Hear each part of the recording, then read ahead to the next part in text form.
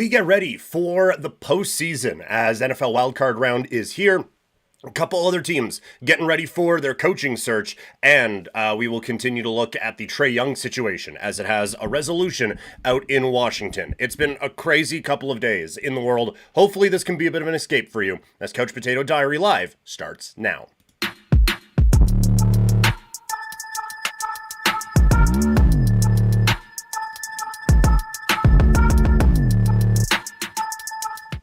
Welcome, everyone, to Couch Potato Diary. My name is Peter Klein. Thank you very much for hanging out today. Like I said off the top, we got a ton to get to. Two more coaching changes in the NFL, and probably apparently I'm choked up about it. The two biggest coaching changes in the NFL coming down over the last 48 hours or so. We will look at the eliminated NFL teams and preview their offseason ahead, and then a bunch of playoff stuff for the NFL. Looking at X factors for the playoff matchups, plus looking at each playoff matchup and doing the statistical breakdown and everything that we do here. We also got some basketball talk. Trae Young has been traded, so we're going to break that one down, and looking at where the top trade pieces could go in Major League Baseball. So we got a lot coming up on this show. It's a multiple podcast stream. For those of you who are listening live, all of those things are going to be spread out over the next couple of days here. So hopefully everything is all right. Uncle Crashy, your stream is glitched. It's showing too much green. Gross. I don't know if it's enough green, to be perfectly honest with you. Look, I get maybe the ride. Your mileage may vary on the riders. It's a nice hat.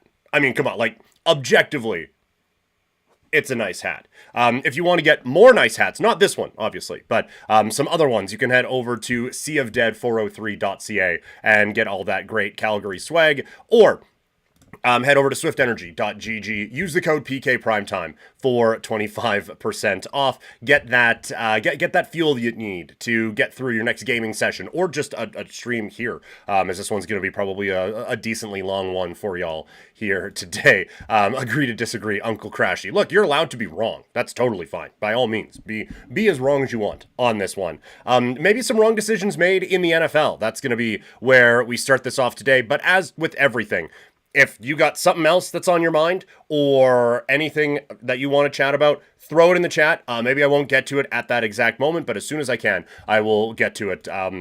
Like I said, I would love to just not use any of the stuff that I've prepped today and for all of us to just kind of shoot the shit on here. But we do have a lot of things to discuss, so let's get into it. The Baltimore Ravens are now looking for a new head coach after finishing one missed field goal away from the postseason. An 18-year run for John Harbaugh is now done.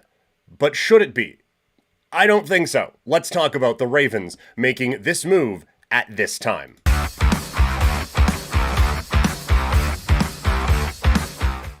So we kind of talked about it the other day. I greatly dislike this move for the Baltimore Ravens. I understand it a little bit, I guess, because it hasn't been the best of times over there, right? Like Baltimore, I was on radio out here in Calgary, we had Ross Tucker on, and he was saying if Lamar had won the MVP like a lot of people wanted him to last year, he'd have as many MVP trophies as playoff wins. So they haven't been able to get over that hump out in Baltimore, but this felt like they were looking for an excuse to get out of the Harbaugh business. And I understand, maybe there was a bit of a power struggle going on with Harbaugh and Lamar Jackson. And maybe there was a bit of a disagreement on how this team should have been run at various different points. But I don't know how you put this season on the coach. So maybe it's the straw that broke the camel's back. I guess you can understand that. I don't know how you put this season, though, on John Harbaugh. When you look at what they went through this year with all the injuries that they had on the defensive side of the football, making them a complete liability on that side. And then your star quarterback, your franchise quarterback, goes down with an injury. The fact that you had all of those things happening, you go into a win or go home game on Sunday Night Football, you continue to deal with injuries on the defensive side. And even with all of that, you are still a makeable field goal away from playing in the playoffs this weekend. Now, that probably, looking at it now, that probably doesn't just save his job. They would have had to have probably beat Houston at least in the wild card round to keep Harbaugh employed. But I don't know what coaching would have done to get this team in a different situation. And I guess the one that you can point to is not using Derrick Henry to close out that New England Patriots game late in the season, another issue on Sunday night. But like if Likely squeezes that football and what everyone else in the world thought was a catch ended up as a catch, we're not having this discussion. I think there are so many little moments throughout the season that I don't really think you can put on the coach that end up putting Baltimore where they are at this particular time. So I don't agree with it. I really don't. I think this is a very good coach. I think it's a bad sign when you fire a coach and he immediately becomes everyone's most sought after prize.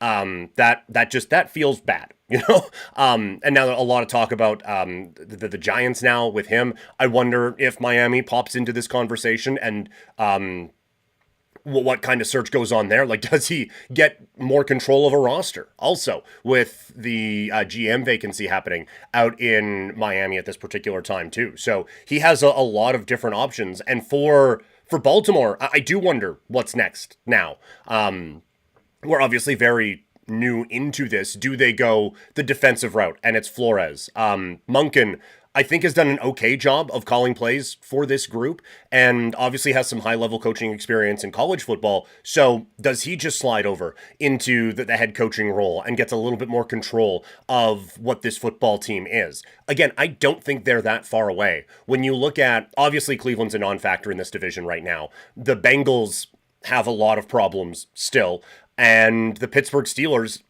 I think they had a very horseshoey season to get through to this point. So I don't look at this division as that far away. If you get the right guy in there, I think it's off and running. Like, this is it's funny because they just fired the most sought after head coach. And this is, I think, easily the best head coaching job that has become available now in this run. All due respect to the Raiders, but this is obviously the best head coaching job that has become available right now in the NFL. So I'm very curious to see where they end up going. In the chat on Twitch, Uncle Crashy, bad decisions. Colts retaining Chris Ballard. Keep the coach, but the GM kept giving him the wrong tools when the right tools went down, and years of missing the playoffs fall on his shoulders. Too many coaches and players have come through to not look at the GM at that point.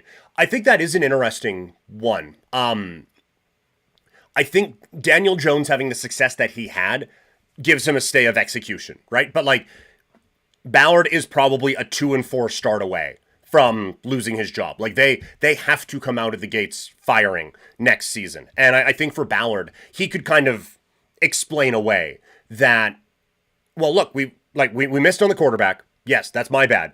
But we got the right quarterback in, and you could see how the team took off, right? Like, we won 8 games with Daniel Jones. So obviously I haven't done that bad of a job. Although, again, I think there was a lot of smoke and mirrors that was happening with that. But you're right. Like, when you look at the amount of coaches that have come through, when you look at the amount of different opportunities that guys have had, and also, like, okay, we had the wrong quarterback there, that's kind of your fault too. So I think that he is on very, very thin ice out there. So I would agree with that. I wasn't surprised they made that decision, but I think if you could place a wager for first GM fired going into next season, I think Ballard would be pretty high on the list. The one that I still don't get, and we talked about it the other day, but Joe Sheehan, I don't know how that guy has a job still with the Giants. When you look at the atrocious roster that he has put together, and just the only good players that they have were the obvious no-brainer picks. And again,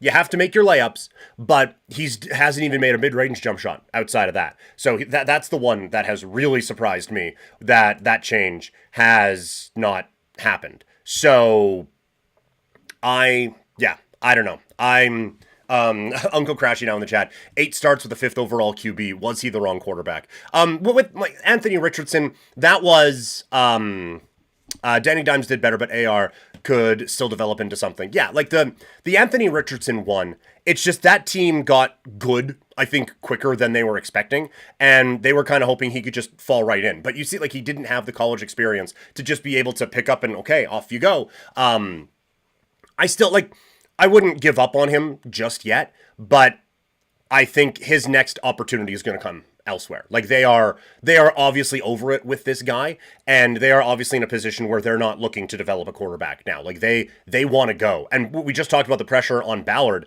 So he's not looking to develop a quarterback. Honestly, like we'll talk about the offseason preview here in a little bit.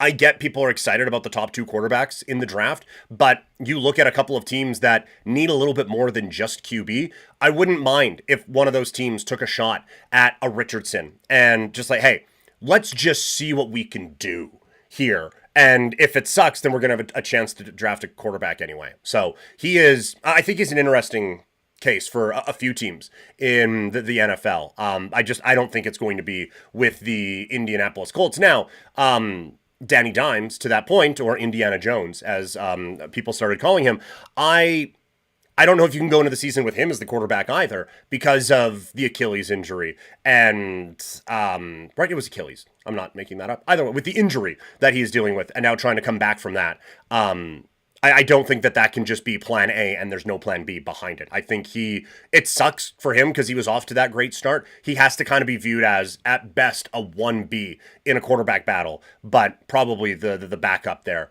out in Indianapolis, I would say. And yeah, fair.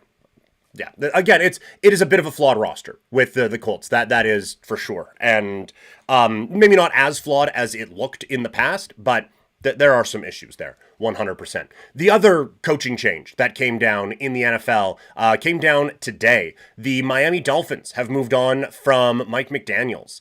And this one, the timing of it kind of surprises me a little bit here. After going over everything for a couple of days, like, I get you have to do your due diligence and look over everything, but it's not like the Dolphins have been playing competitive games for the last little bit and everyone's just been laser focused on getting into the playoffs. I feel like you could have started your evaluations on some of these things a little bit earlier than just the last couple of days. I'm sure exit interviews and everything like that probably have something to do with it too, but I think you can go over a lot of what was happening with this coach and figured this out before today. So the timing of it surprised me a little bit.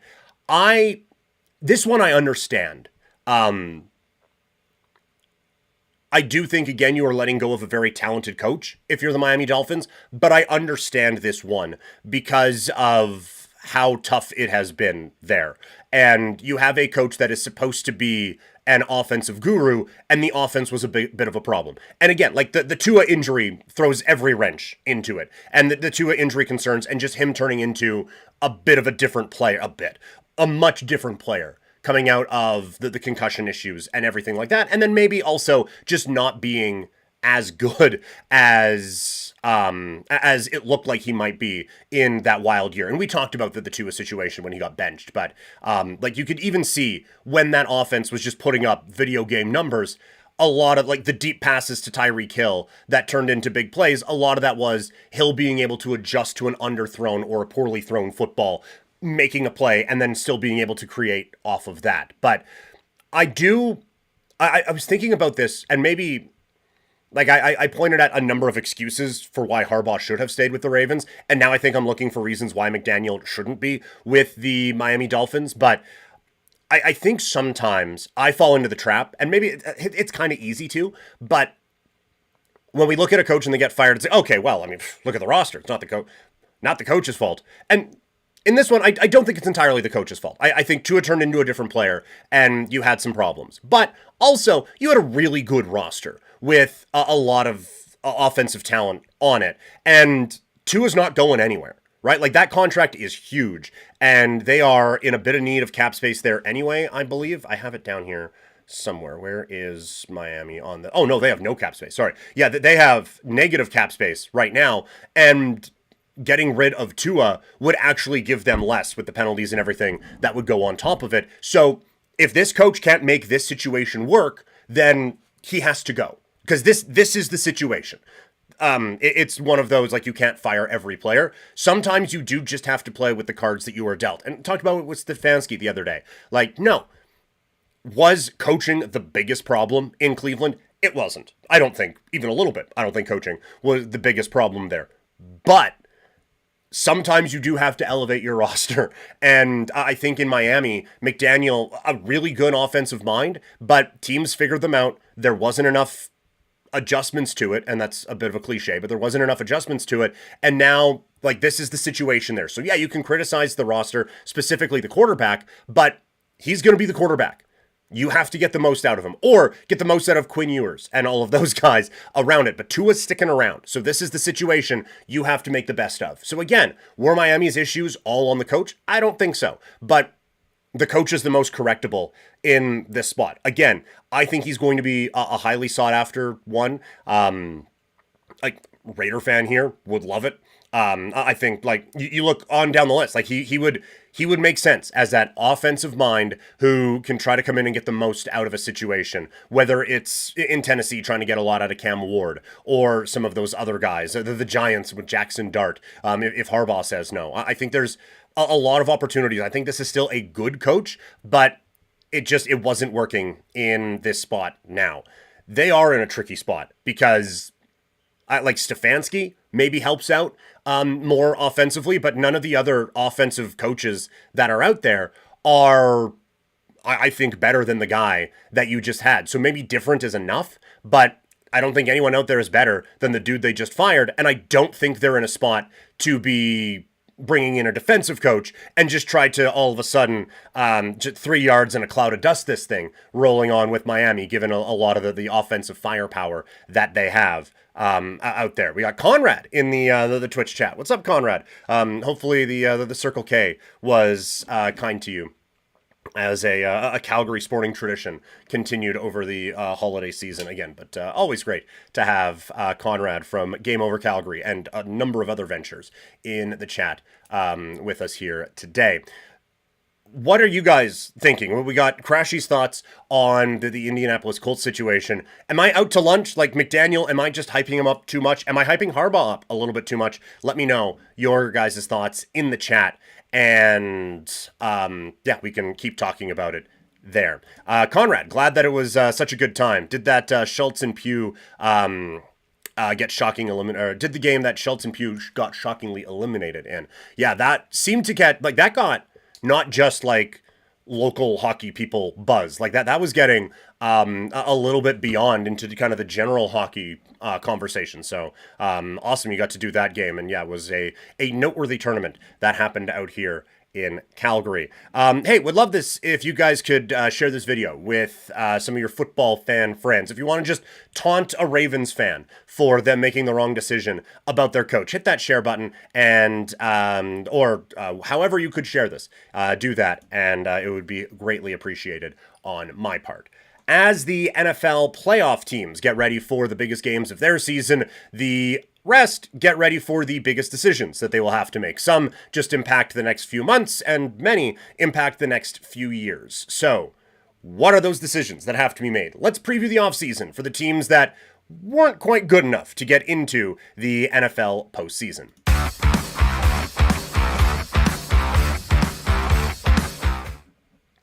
We got Conrad asking about the Chargers. Can they actually win a round? Can they actually win in the wild card round? I think they can. I'm going to do the full game preview quite a bit later on here. So hopefully you can stick around for that. But nuts and bolts of it, it basically comes down to whichever offensive line can hold up the most, whichever banged up O-line can be stitched together and hold up enough. The Chargers offensive line, I think, is in worse shape, but the Patriots defense isn't as good as the Chargers one is. So I think it's an interesting matchup.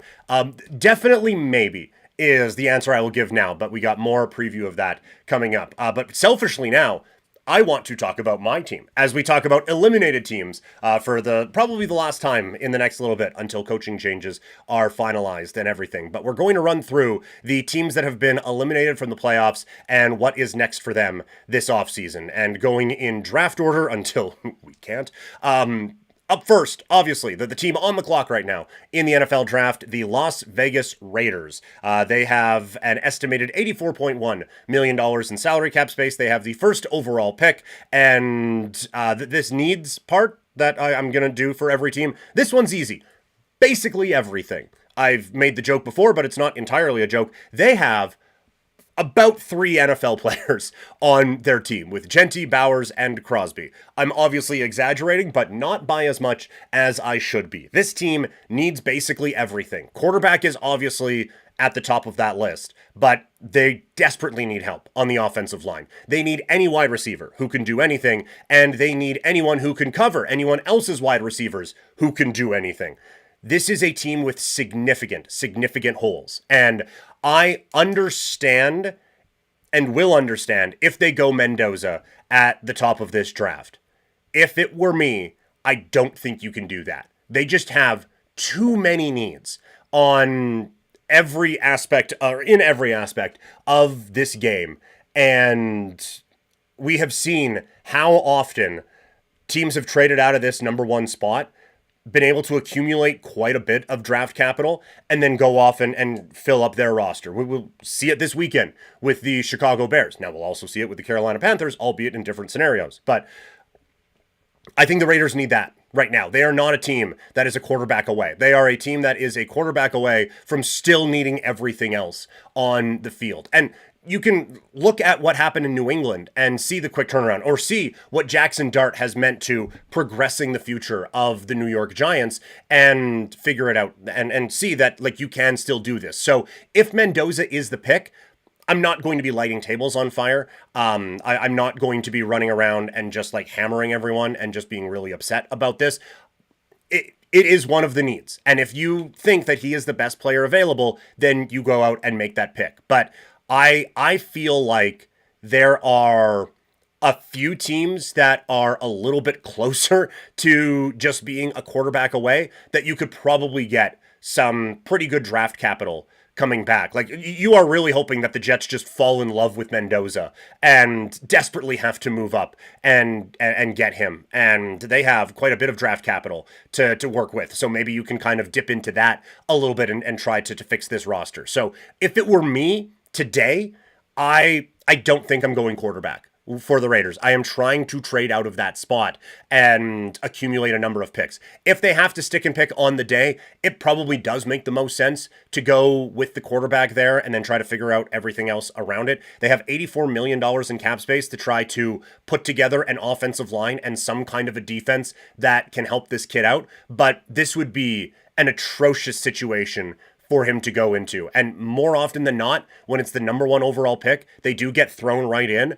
But I think it would be beneficial to have Geno at least start the season for this team and try to work your way through it. Because you look like we're going to be talking about Tennessee very, very soon. And I don't think this was a banner year for the development of Cam Ward when Tennessee took him number 1. And I think Tennessee was in a better spot to bring a quarterback in than the Raiders were. So the Raiders have a lot of work to do. And yes, a quarterback would check off at least one of the boxes, but I think they have an opportunity to check off many, many more.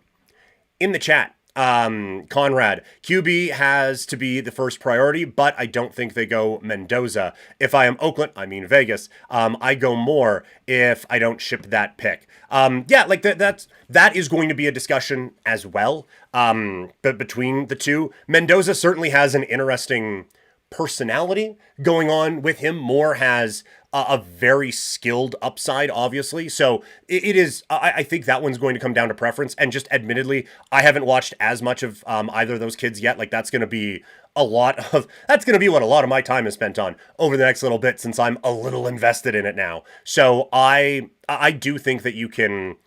And look, maybe there's a team that falls in love with either of them. It's like, well, I mean, look, we kind of think we're going to take them, and someone leapfrogs. Like, you are hoping that teams really fall in love with these kids and can jump up and take them. But yeah, like, it's I think it is a style preference right now, but I'm going to have to do more looking into that at this particular time. Anyway, up next, the New York Jets. They will be drafting second with $58.6 million in cap space. And again, they are a team that is not burdened by such things as, oh, but we have this guy here. They don't have a quarterback for the future or a backup quarterback of the future. They have no one in a secondary, as is noticed by being the first team in the history of the sport to not get an interception at any point in the NFL season. Their top running back is probably on his way out the door. They don't really have much of an offensive line, and their leading wide receiver didn't play a game after November. So they have a number of issues that they need to iron out as well. I do think they're in a touch of a better spot than the Raiders are at this particular time. They can just draft the other one. And if they want to move out of that spot, they're almost in a better place because whoever gets one, they're probably going quarterback. But then all of a sudden now, like there feels like there's a bit of a delta between these top two. And then the Alabama kid after that. Although, I mean, some people like him as well. But the Jets could also take advantage of some desperate teams. But as we mentioned before, they're already in a pretty good spot draft capital wise. They have the Colts pick from this year in the Sauce Gardner trade, and they get the Cowboys, probably the Cowboys pick for next year from the Quinn and Williams trade. And I believe they got an extra second round pick in that one as well. So I think the Jets are in a pretty sharp spot at this particular time. Conrad pointing out, unfortunately for them, there's no DBs that project in the top 10 other than Downs. Yeah, that could be a little bit further on, or that could be a free agency thing as well. So yeah, like for them, the offensive line isn't spectacular, but I think they're in a better spot when you look at having Garrett Wilson, and at least now you can pretend you have Breece Hall. We'll see what they end up going with, but you at least have somewhat of a usable foundation for a quarterback to go into if they go with either of the quarterbacks at that spot. I could see them trying to take a bit of a swing. ESPN in their offseason preview had them being the Kyler Murray team. They go and make a trade for Kyler and just use this draft capital to try to solve things that way. So they are, I mean, they have to come out of this offseason with a new quarterback because they don't have one. Otherwise, it's going to be a weird running back wildcat thing all season. Like they don't have one at this time. So whether it's a big trade or what, but they're in a pretty good spot given the draft capital that they have right now. It's just, again, they have a lot of needs on this roster. And they're another team that I think a lot of people are pretty surprised that they're keeping the coach around as well.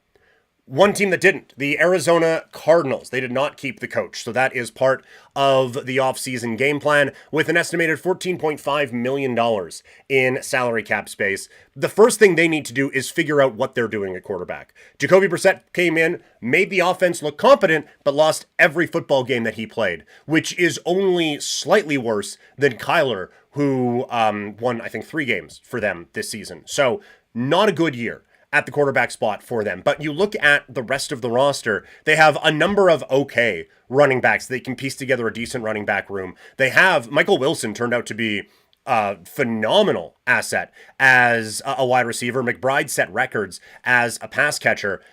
The defense certainly has some issues. And like that one, again, they just need defensive talent, whether it be in the secondary or on that defensive line. They were able to make a couple of moves that bolstered the defense over the last little bit, but it certainly didn't get it to a point of even being a league average defense in the NFL. So they're another one that has some holes to fill. They need to address things on the offensive line, but quarterback is the decision that they need to make at this time. And yeah, to Conrad's point, they're hoping one of the two quarterbacks fall to them in the draft. Like they are hoping that the Jets just, you know what, we've fallen in love with player X. A lot of offensive line, or a lot of teams need an offensive lineman, and I don't know if there is necessarily, like, there are a couple that people are liking, but those looked like they were more back part of the top 10 than front part of the top 10. But yeah, they are hoping that the Raiders just don't go quarterback, the Jets just don't go quarterback or whatever. But yeah, a quarterback falling to them, I think, would be a perfect scenario at that point. I would be surprised if Kyler's their quarterback coming out of this season. So that's something they're just going to have to try to figure out. And if it's Kyler to pick a team for a first round pick, getting back into it, trying to address some stuff on the offensive line, then maybe. They do have to do a little bit more of their work here at the draft because they only have $14 million in salary cap space. Obviously, it's the NFL. You can mess with that all you want, but they need to have a bit more of an efficient draft that gets them in that spot. But you can see, like, they are really far away in the NFC West when you look at the three teams from that division making the playoffs, and all three of them having a case for the number one seed going into the last couple of weeks of the season. So Arizona, I would anticipate that Kyler is not the QB there. If the two at the top end up going to the Jets and the Raiders or whoever's in those spots, do they just go with the kid out of Alabama and roll with him that way? If they've moved on from Kyler, we'll see. It depends on what you would get back. It's probably just some draft capital and all that. But I think they control a lot this offseason because they have one of the more intriguing quarterback trade chips, unless Cincinnati ends up going nuclear with Joe Burrow, which I did a video on before. Some people got very upset about it, but he seemed unhappy, so maybe that ends up being the case. But for now, Kyler and the Arizona Cardinals are an interesting test case. And the difference, I think, between an NFL offseason and a really good NFL and exciting offseason. The Tennessee Titans will pick fourth with an estimated cap space of $77 million. Their needs, at least they've got the quarterback. Maybe. It's just some of the other stuff that needs to be figured out. They've spent a lot of draft capital on the offensive line over the last few years. It's an offensive line that's not perfect, but developing. They need a playmaker. They need someone for Cam Ward to throw the football to. And there are a couple of them in this draft. Maybe a Brandon Ayuk is intriguing to them at wide receiver. Or maybe they go all out and try to get George Pickens, free agent, out of the Dallas Cowboys. But they need someone to catch the ball and get open for Cam Ward. I said it going into this year. I don't think this team is that far away. Defensively, they were quite a bit worse than I was expecting them to be. But like, if you get a number one receiver in there, then all of a sudden, A.O. Manor as a number two, doesn't feel that bad. And if they keep Okonkwo, who I will keep banging the drum for, I think he's a good tight end, and with Spears, potentially Pollard, like there's some upside there. They need something on the pass rush as well, but yeah, I think playmaker, wide receiver. Conrad saying, go wide receiver. I like Tate over Tyson. Yeah, I think wideout is probably where they would go. And I think for the third off season in a row, I think they try to make a big splash in free agency. Again, I don't think they're that far away, but there are obvious needs here for the Titans if they want to compete in a suddenly competitive division. New York Giants up next. They'll have the fifth pick after winning a couple of games down the stretch. Estimated cap space, $21.2 million. Obviously, they have got the quarterback thing figured out. There is some concern about Malik Neighbors, who is apparently still needing assistance in the whole walking thing, with cane and crutches being spotted over the last little bit, which, if you're looking at regular timelines, not awesome when you're hoping that this guy is ready in time for September. It feels like the timeline's a little bit off, but incredibly talented human being, and who knows, right? So speculating on that would be maybe a little bit off base. These are professional athletes. Human bodies are different. I think he will be fine. And so you got the quarterback. Have to feel pretty good about the running back room with Tracy and Scadaboo. Obviously, that was a pretty traumatic injury a season ago. We'll see what he has. But overall, like bigger picture, running back they're pretty okay at. If they keep Wan'Dale Robinson, like it's not a receiving room that's like, okay, we're set, but they're okay. And then you have a couple of big guys on the pass rush, but you still need some big boys in New York. Offensive line, I think, is a desperate need for this football team, and the interior of the defensive line. We think Abdul Carter is going to figure things out on the edge. Brian Burns, I don't think, forgot how to play football either, but they need some stuff up the middle to solidify that line, and probably some help in the secondary as well. But I think the biggest need for the New York Giants are the big boys that either offensive line or defensive line. I'm with you, Conrad. I think that they'll probably go on the defensive side of the football and try to figure out some offensive line issues through free agency. They've probably missed out on an opportunity to make a big move back trade to get a bunch of assets, but you like at least a bit of the foundation that has been started there with Dart and Neighbors and Scadaboo and Abdul Carter. It's just now you need to continue to solidify on the offensive line and build up that defense as well. The defense was a train wreck this season for both New York teams. At least the Giants got some interceptions this year, but the Giants have some way to go with this team, but they're in, of the teams we've talked about so far, they're at least in the best situation. Up next, the Cleveland Browns, with their negative $65 million in salary cap space, picking 6th overall. They also need to figure out who the head coach is, as Kevin Stefanski is on his way out the door. I've seen some people talking about them maybe going quarterback here. I wouldn't.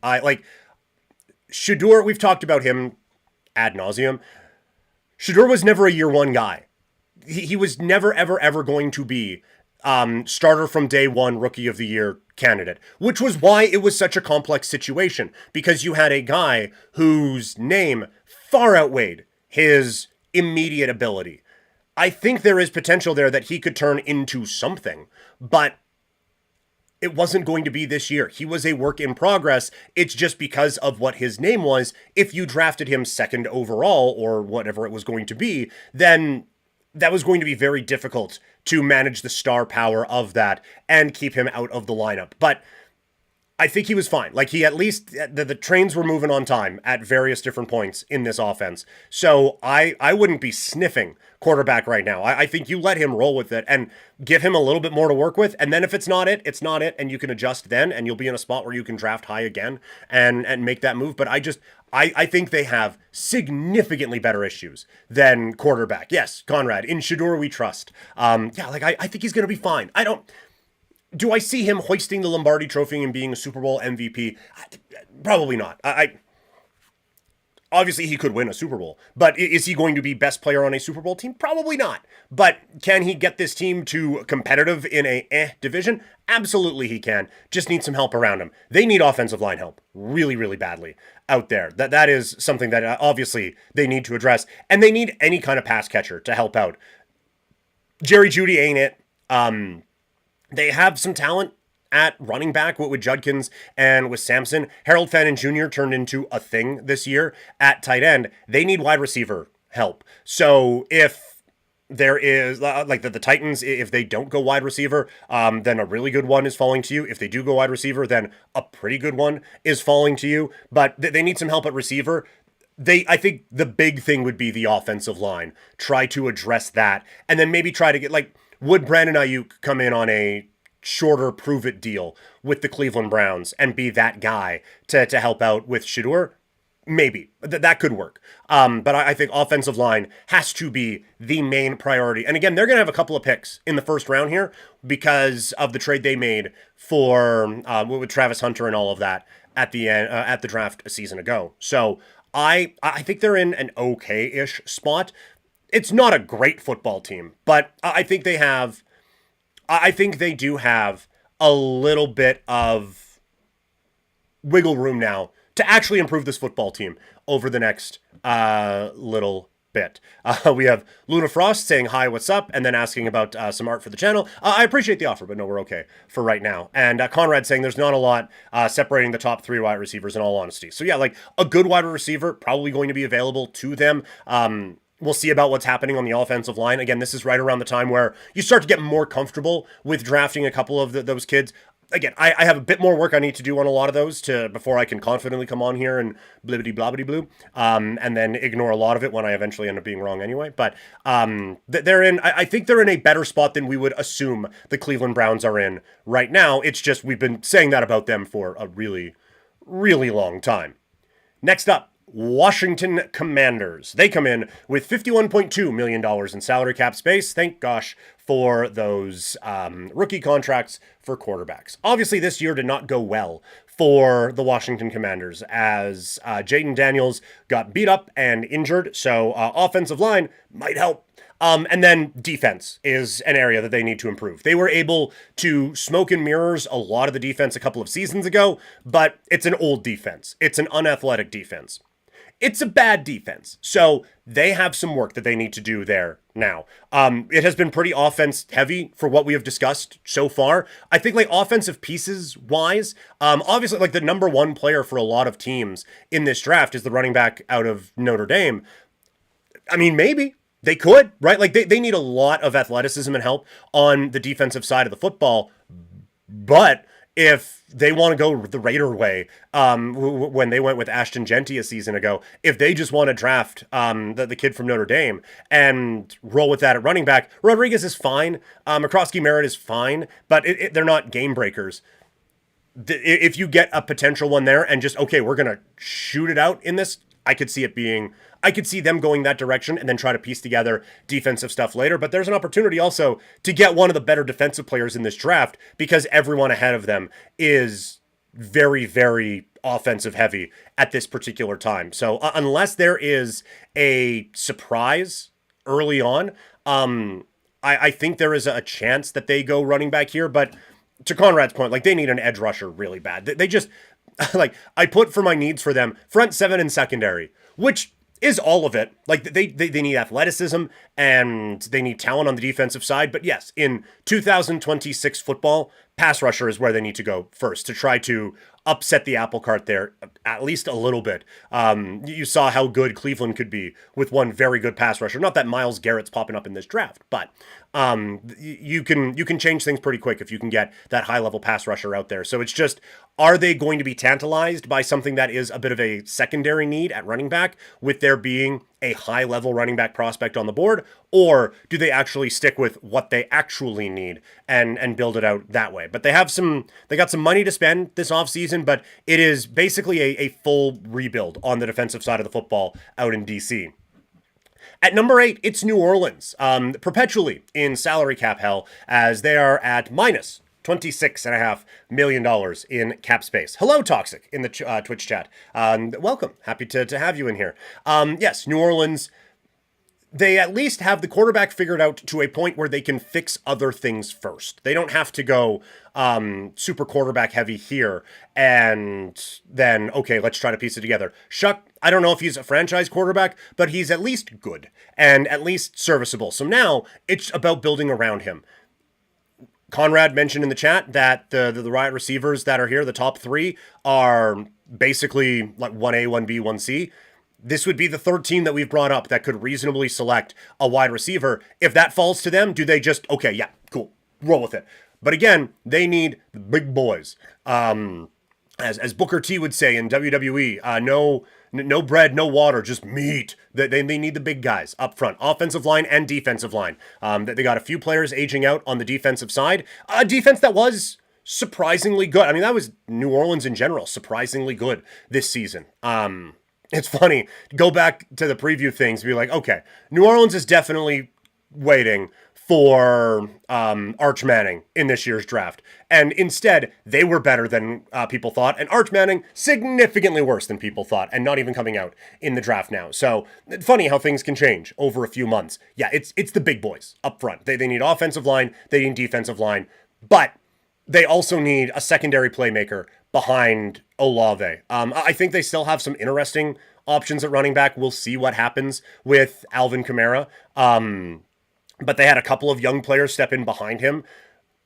So I don't know if they go running back here, but I could see a wide receiver coming in to try to solidify things for this quarterback. Or if we've had a run of not offensive linemen, all of a sudden we're looking at the best O-lineman in the draft, I could see New Orleans making that play as well. But the Saints in an okay spot. I will say, though, this is why I hated the kicking the can down the road thing with all the salary cap issues that they were having. Because now you want to start taking off. You got the quarterback, at least for now, right? Now's the time to build around him. It is not the time to have negative $26.5 million in salary cap space, but they've just kicked so many problems with the cap down the road. If they would have just ate it, and now maybe you don't get the shuck season last year if you have a substantially worse football team, but if they would have just ate it last year or a couple of years ago and just accepted, like, yeah, we're going to suck and it's going to be rough, but we're going to get out of the spot and we're going to be able to build a winner coming off of this, they'd be in obviously a much better spot at this time. So it is a lack of foresight from this team that has them in not as good of a position as you would hope they could be. Again, it's the NFL salary cap. You can manage this, that, and the other thing, and it'll be fine. But as it sits right now, they just have a lot of work to do at a time where you would really like to not have that much work to do. This is about a month earlier than we've done the Kansas City Chiefs offseason preview in the last few years. But the Chiefs will have the 9th pick in the draft, $58.4 million. So yeah, if Samson from Alabama's here, you just draft quarterback, right? Like that's the obvious need, of course. Probably not. But this is a team that, for all the struggles they had, I still think it's a talented football group.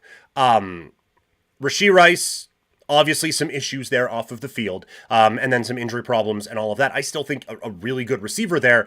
I do think that they have a little bit of work to do around it. Like bringing in a wide receiver, another skilled pass catcher, I think makes a lot of sense there. I think adding a pass rusher to go along with Chris Jones and George Karlaftis would probably help as well as those guys start to age and trying to build around that. Yes, toxic. Not a lot of tears shed for the spot that the Kansas City Chiefs are in right now. I would be, I think a lot of people are just, oh no, Kansas City has to pick here. I think offensive line, Kansas City is fine. They could probably use a bit of solidifying there. But again, if one of the good wide receivers in this draft has fallen to them, this is a unique opportunity for Kansas City to be picking this high in the draft.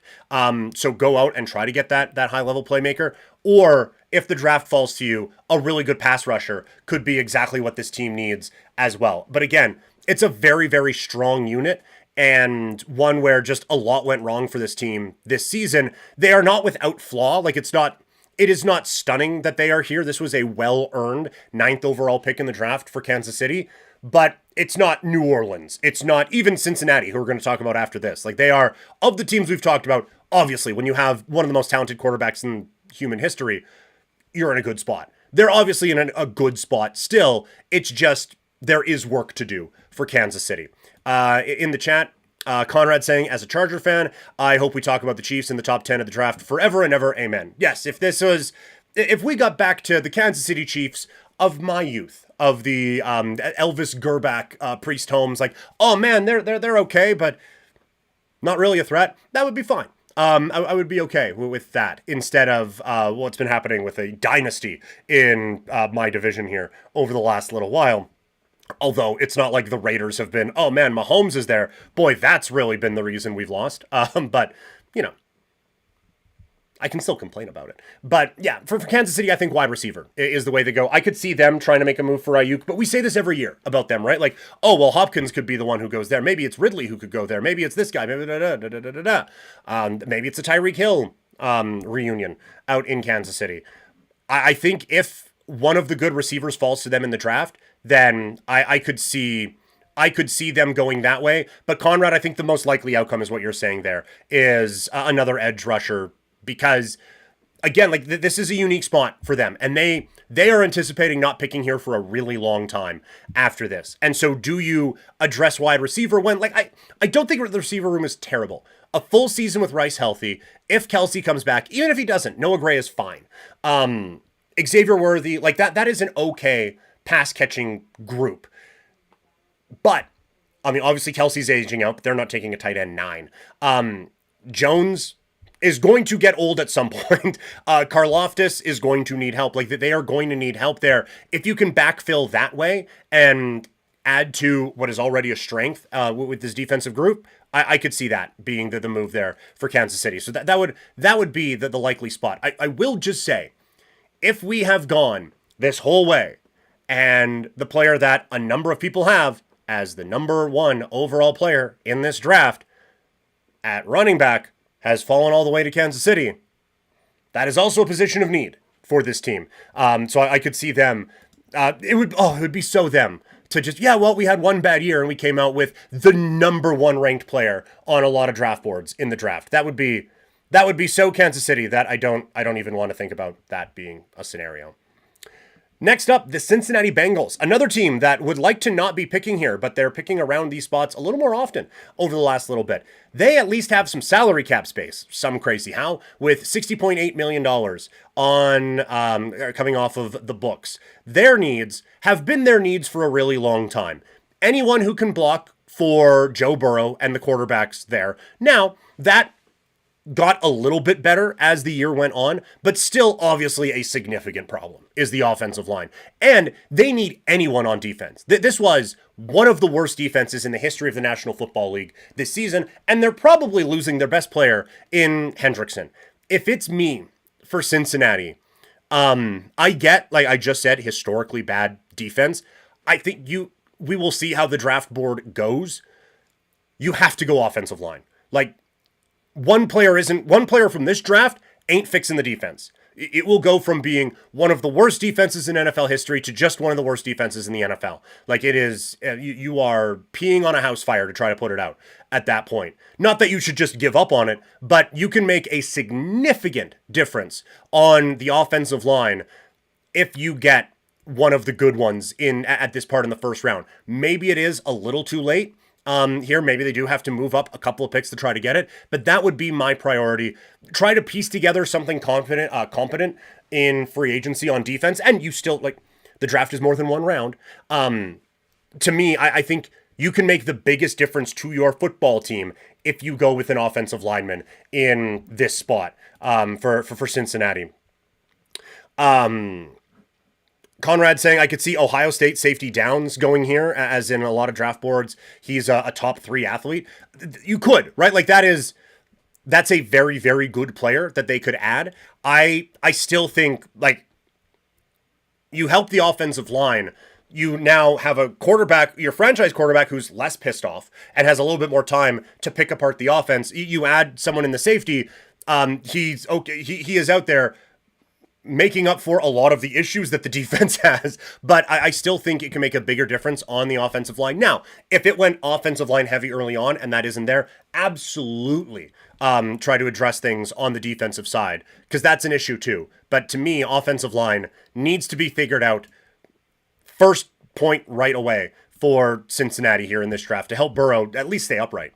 Speaking of quarterbacks who need help staying upright, the Miami Dolphins are up next. They now have a coaching vacancy. They'll be picking 11th with negative $27.5 million in salary cap space. Their biggest need is a tricky one because we talked about it in the coaching changes part.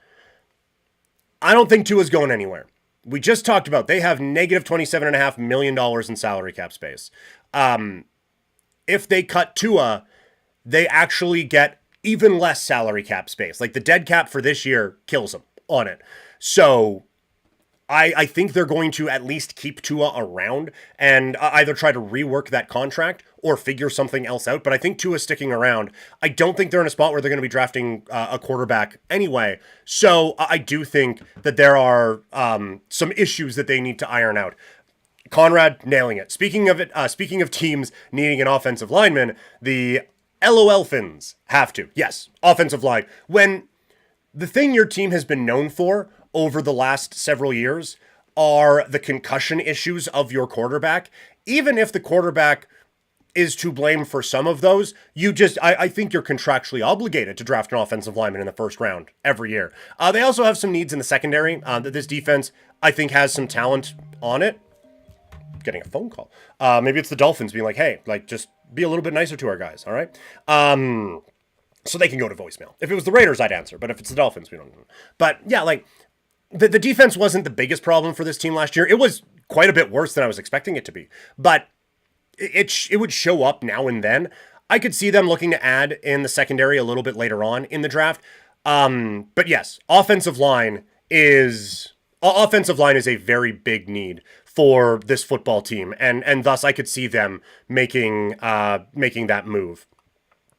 Sorry, I just saw a tweet, pausing on the football thing, just saw a tweet from Ken Rosenthal. Major development in the Bichette market. The Phillies have a meeting set with Bo Bichette in the coming days, and as circumstances this offseason have changed, so has their interest level in the star infielder. So that's That's interesting and a little terrifying. Boy, I would really like it if there was a Kyle Tucker announcement here in just while this show's going on. That would be very great. But back to the football and back to Miami. Offensive line, obviously in need. They have a big decision to make with Tyreek Hill. I don't think he wants to be there. I don't think they want him there. So if they can do that in a way that saves them all of that salary cap space, then that's huge for them. And that opens up a lot. And I don't even think you would have to then go offensive, or I don't think you would then have to go wide receiver even. Like Jalen Waddle is a number one wide receiver, and you can piece together number 2 and 3 after that. Etienne and a couple of the other guys they have at running back are fine. It is offensive line that needs to be addressed, and then some help in the secondary there for the Miami Dolphins. Dallas Cowboys are up next. They are not going to have the luxury of drafting in the first round, with their pick anyway, for the next little bit. So this is a unique time for them. Luckily, just a ton of money to spend, as they have negative $79.4 million in salary cap space. Now, Jerry, I'm sure, will figure that out, but that's where they're at this particular time. If you watch the Cowboys for even a second this season, I think you know where we're going to go here with this football team. Dallas needs help defensively. They have a very solid interior of the offensive line. So for 1998, this team is fairly well built. For 2025, it's neat that you can kind of stop the run with this football team, but they have zero pass rush to speak of, which probably didn't help the secondary out. So like the pass rush, I think, has to be first and foremost for this team, because we just don't know what the secondary has, because quarterbacks were able to hold the ball forever and the secondary had to cover for forever. And that's a really bad spot to be in for a defense. So pass rush has to be the main priority for the Cowboys. We'll see what they do with George Pickens. I would be surprised if that was a marriage that continued. Like having a high-level receiver behind CeeDee Lamb, obviously with Lamb's injury issues, that helped this year, but the diva Pickens showed up at the end of the season and I think cost them at times, and I think you can get a cheaper option there anyway, and let Pickens go out and get his bag, I think, from Tennessee, and go with it that way. The defense needs to be the focus of this team. This was last year's Cincinnati Bengals, right? Like this offense, Dak Prescott leveled up this year, and it's a real shame. And I'm not the biggest Dak guy, but he leveled up this year, and it's a shame that Dak was that good on a team that was basically uncompetitive, aside from one blip around American Thanksgiving where it was, oh, could they? Oh no, never mind. This defense cost them football games and probably cost them a playoff spot this year, given how good the offense was. So that needs to be addressed. It is simple, plain point, period. Dallas needs to figure out everything defensively. Yes, to Conrad's point, the salary cap does not exist deep in the heart of Texas. Up next, we have the Tampa Bay Buccaneers. They'll be drafting 15th, if the draft were today. Obviously, a lot can change there. They're sticking with Todd Bowles, although they are going with the 5th offensive coordinator in 5 years out in Tampa Bay. They have $26.4 million to work with. I think a lot of the needs are on the defensive side of the football. They have a three-headed monster right now at running back that's pretty solid. The offensive line is fine. Like maybe you could adjust it. Baker got kind of hit a lot as the season wound down, but I think the offensive line there is fine. I think defensively they need some help. Obviously, again, the interior is great as long as Vita Vea is a professional football player. They're going to be fine. They have a couple of players potentially leaving from their secondary and the linebacking core in free agency. So there's actually a sneaky big amount of holes to fill on the defensive side of the ball for Tampa Bay. So I could see them going that route. Mike Evans' contract is up. We'll see what happens with Godwin working his way back. Igbuka kind of got worse as the year went on, but they have talent at least on the offensive side.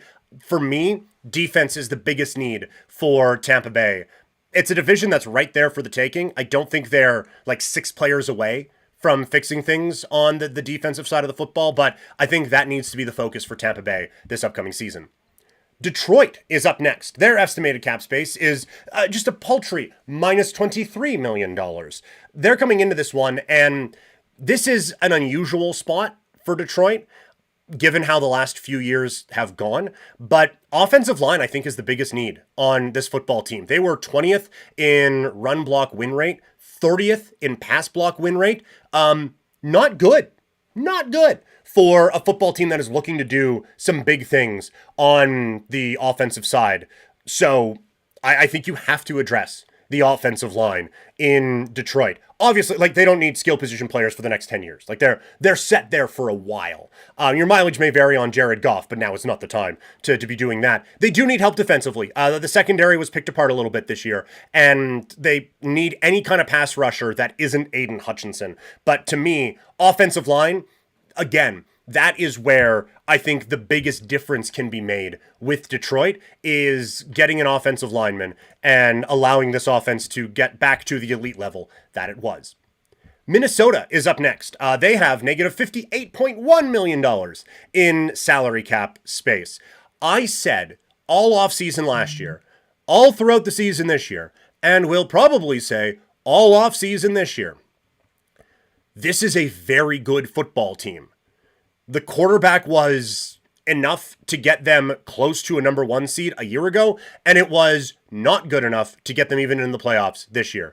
So again, Minnesota is in a tricky spot. What do you do with J.J. McCarthy? Injuries hampered the season, but they were obviously not thrilled with what they got from the quarterback position in Minnesota this year with J.J. McCarthy. So do you roll it back with him and just hope that he can at least get the ball to Justin Jefferson a little bit more, that a full season with Addison is enough with him and a neighbor, with the duo they have at running back? Is that enough to just piece it together with the quarterback? I thought it was this year. I fell for it. I don't think it is. I think they have to address quarterback. I don't think they're going to be in a spot to do that right now.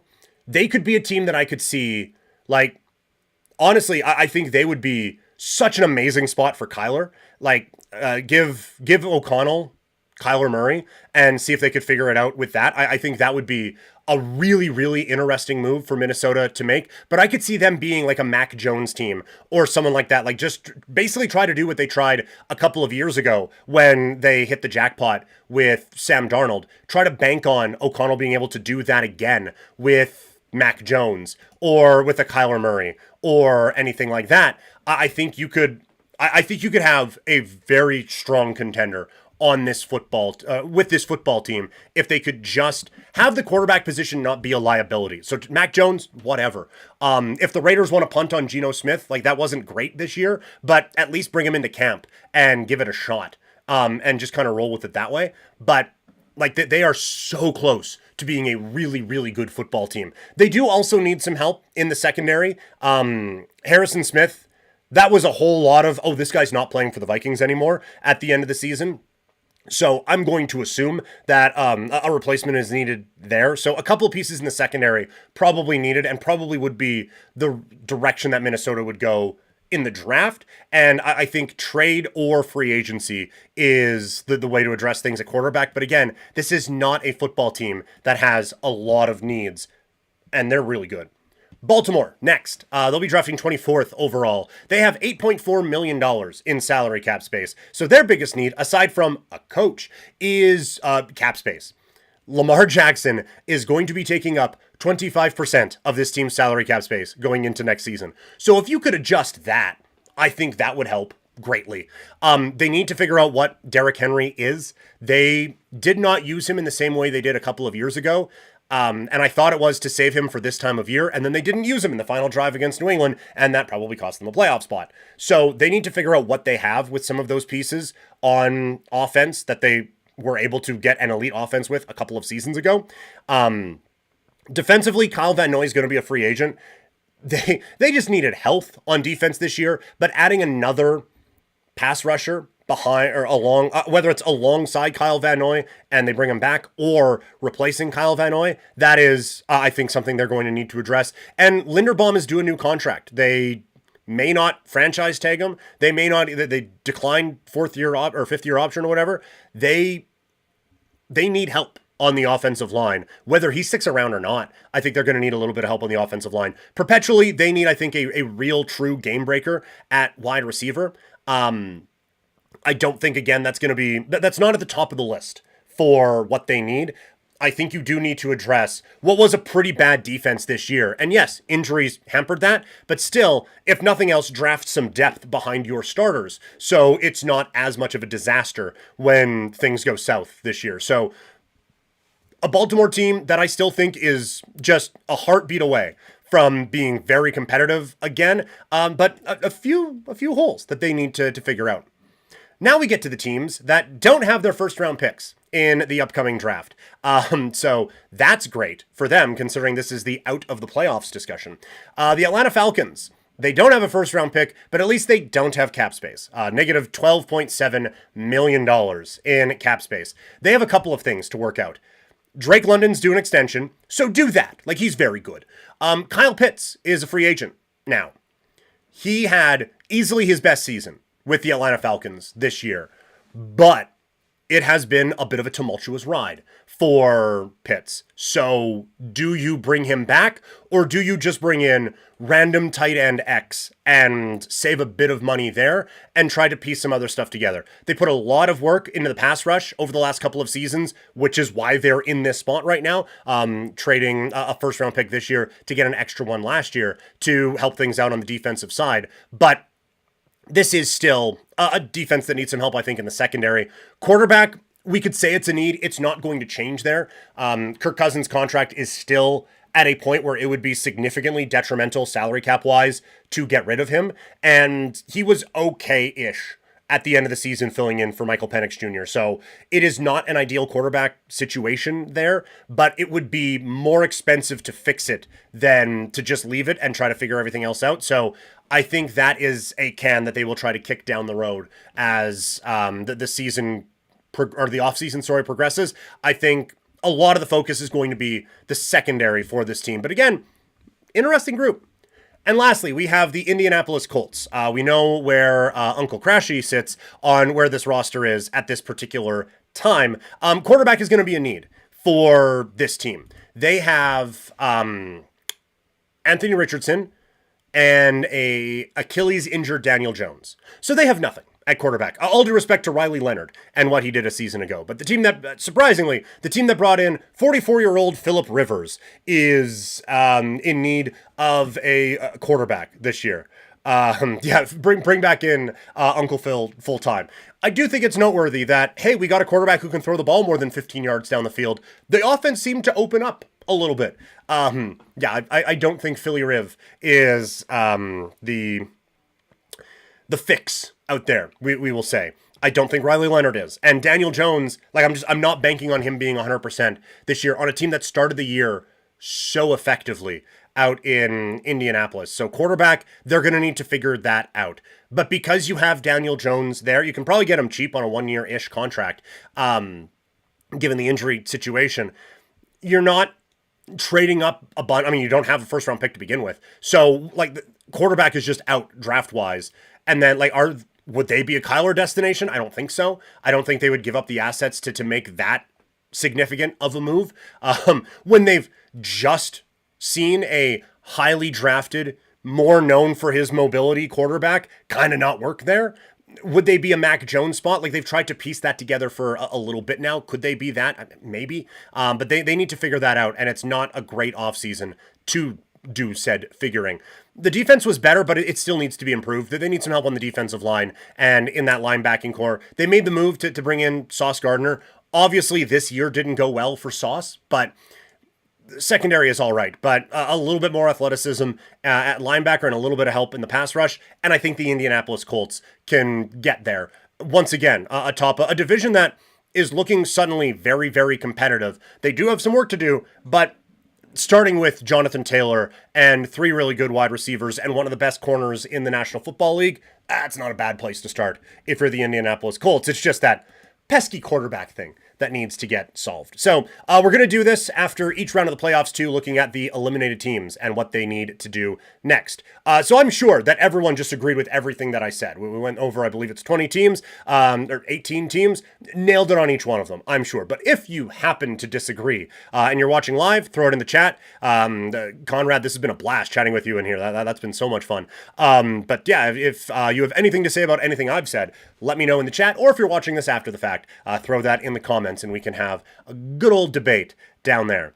We are streaming this live on a few different spots here today. No live stream tomorrow. Your boy is calling hockey and basketball tomorrow. So the next live stream is tentatively scheduled for noon Mountain Time on Monday. That is going to be the... That's going to be the next live stream, I can guarantee. And even then, guarantees around here are a little bit wonky. So keep an eye on my social medias at the bottom of the screen there if you're watching live, or linked in the description if you're listening in podcast form for all the updates around here. So we just talked about the teams not in the playoffs. They have some pressure. It's a different kind of pressure. Now let's look at the playoff teams, and specifically some of the players in this upcoming postseason. The pressure is big. This is when legacies are formed. This is when jobs are lost. This is obviously the biggest time of year, and it's what you dream of. But that comes with a cost, and it comes with a lot of pressure. Who's facing the most of it this year? I'll tell you. Here are the teams and players under the most pressure this year in the NFL playoffs.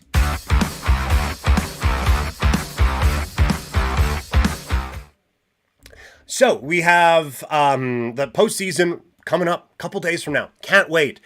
They say pressure is a privilege. Well, then we have some very privileged individuals. I mean, obviously, they're highly paid athletes, so yes. But we do have a lot of people facing a lot of pressure here in this postseason. So I'm going to run through my top 5 of the players that I think are under the most pressure this upcoming NFL season.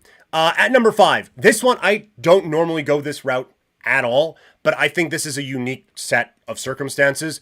I have the Eagles at number 5. I get they just won the Lombardi Trophy. And for 99% of Super Bowl champions, that's enough to at least buy you not being on this list for a couple of seasons. But Philadelphia is a unique market, and this was a unique football team. They get into the playoffs, they win the division, but none of it was pretty this season for the Eagles, starting with Jalen Carter spitting on a dude on the season opener, and then a weather delay and a weird game to start, and that just carried on through the season. I mean, not the spitting, but it wasn't a banner year for Jalen Carter or the rest of this team. The results that we saw do not make sense when you look at the sum of the parts with this group. There are so many talented individuals on this team, but it has felt miserable this season in Philadelphia. I'm of the opinion they've been trying to prove people wrong all season long. And it's, oh, you don't think Jalen Hurts can beat you with his arm? Here's 30 passes from Jalen Hurts. Oh, you think A.J. Brown doesn't want to be here? Here's 15 targets over at A.J. Brown. Sure, we lost those games, but we're showing you that we can be a bit of a different team. If they go out and play kind of the same football they did a season ago, then this team is still could win a Super Bowl. Like, this is one of the 2 or 3 best rosters left in the postseason right now. No question about it. But it has been such a slog this season. Issues on the offensive line have caused some problems, right? And maybe Saquon is just worn out from getting every touch a season ago, but it's just been ugly for Philly this year. I do wonder if that ugliness continues, wild card weekend, and we are talking about a San Francisco 49er team advancing past the Eagles, I think Philadelphia's getting booed off the field, and I genuinely think changes are coming out in Philly. I don't know if it would be the coach gets fired, but I think that's at least a discussion out there. A lot of talk around Jalen Hurts, and a lot of talk around a number of the players on that team. So yes, they're coming off of a Super Bowl win, so that is at least a little bit of the pressure off. But when you look at the rest of the everything around it, I think there's some real things that they're going to face if they lose coming up here this weekend. Number 4, Matthew Stafford. Obviously, he won a Super Bowl a few years ago, so that just kind of sets in the legacy there a little bit. But he only has a couple of years left. And I think that if you want to kind of elevate him into a legacy spot, where his talent would suggest he should be, then you need another one here. You don't know how many more chances you're going to have at a Super Bowl. And they have at least a good draw round 1 against the Carolina Panthers. We will see what they then have to do beyond this point as a wild card team, but they have an amazing roster. They have one of the best coaches in the league, and you have Matthew Stafford playing at an MVP level. These are the times you have to take advantage of it. So that's why, even with a ring, Matthew Stafford is facing, I think, the 4th most pressure coming into this. From 3 on, we're not messing with those teams that have Super Bowls anymore. At number 3, Jordan Love. Green Bay, and you can limit the expectations because Parsons got injured, but Green Bay was a Super Bowl favorite coming into this season. And even with Micah Parsons healthy as the year went on, again, this was not an offense that you felt really good, or not a team really, that you felt awesome about all season long. We'll do the statistical breakdown in a little bit, but this has not been the easy season and the big season that we thought that Green Bay would have this year. And I think a lot of that is on Jordan Love. There has been just a little bit too lax at times, a little bit too ineffective at times, and he has fallen apart in these times a fair amount. So I think there's quite a bit of pressure on this guy. If it doesn't happen this year, and even like this week against Chicago, and they're on the road, division battle, if they get swept by the Bears this year, and Love is out in the first round, and now your division rival is off and running and only going to get better, I think a lot of questions are going to be asked about, is Jordan Love really the guy for the Packers to get them to where a lot of people thought they would get to this season. At number 2, Sam Darnold. Obviously, back-to-back years of 14 wins in the regular season, takes some of the pressure off, but this is the last thing that he needs to prove. Last year, he was able to prove that he can get it done in the regular season. But in the 2 biggest games of the year, he turned into a pumpkin for Minnesota. That's why he's on Seattle now. And again, they were great this season. Blew past every one of the expectations I had for him. For them, sorry. I guess specifically for him too. But they need a good run, I think, to eliminate some of the Sam Darnold conversation that he has had to deal with. I don't know how many opportunities he's going to have like this on the number 1 seed, on the a lot of people's picks to win the Super Bowl going into the playoffs, with, again, a defense that is this good, with a kid who feels like he is blossoming into at least on the podium for best receivers in the National Football League. If Darnold can't get it done in back-to-back seasons with really good defenses and with elite production and talent around him at wide receiver, then he's going to be, like, financially, he is going to be fine, but you start to wonder if it's ever really going to get to that next level for this quarterback. But at number 1, I think it's obvious. The team that is under the most pressure, the players that are under the most pressure, the coaching staff under the most pressure, the Buffalo Bills. There's no Mahomes in the way this time. There's no Lamar Jackson to deal with. There's no Joe Burrow that you have to work your way through. Now, didn't win the division, but it is probably unfair, but this is a huge season for Allen. And I think the one under the most pressure right now is Sean McDermott. Allen's going to have his job next year, right? This is more talking about legacy. Can we talk about you as best quarterback in the league? This, that, and the other thing. Sean McDermott, at least on the weekend, he's coaching for his job. If this team has allowed New England to pass them and good Jacksonville team, but can't get past Jacksonville in the first round, I think changes will be coming for Buffalo. Like this, again, this is probably, it's unfair to Josh Allen. This is probably the worst roster they have had of any of the playoff teams. It's just the path has cleared out a little bit more for them. So that expectation is going to be placed on them. And I think a lot of that's going to fall on the coach if they don't get it. You have Josh Allen, who is now all of a sudden the 3rd oldest quarterback in the playoffs. His 20s, this will be the last playoff he plays in his 20s. He's now getting into his age 30 season next year. Buffalo will have to take a really long look at, okay, are we really maximizing this elite franchise quarterback that we have? I don't think they are. I'm not the biggest Sean McDermott fan. And I think that If this doesn't happen this weekend, then I think big changes are coming in Buffalo, and some tough conversations are going to be had around Josh Allen, and that's going to be, I think, a little bit difficult for him to overcome, legacy-wise, and all of that. Did I miss anyone? Is there someone who is facing maybe a little bit more pressure than the defending Super Bowl champions? Let me know in the comments or in the chat if you are watching this live. If you missed any of the live stream, or you've just tuned in and like, hey, I would like this, but I would kind of like it wherever I go. Well, you can have that in podcast form. Just search Couch Potato Diary on Spotify, on Apple Podcasts, or wherever you get your pod. Like I said, the next live stream is Monday, and Toxic, very rightly understanding where things have gone south, scheduling wise around these parts, saying get summoned on 960 on Monday. Yeah, like that. I don't anticipate that happening. Next week is free and clear for me. The next 2 weeks after, there's a lot of 960. I am going to be better about streaming even when I'm at 960 this upcoming year. But yeah, no, I'm still going to hold strong.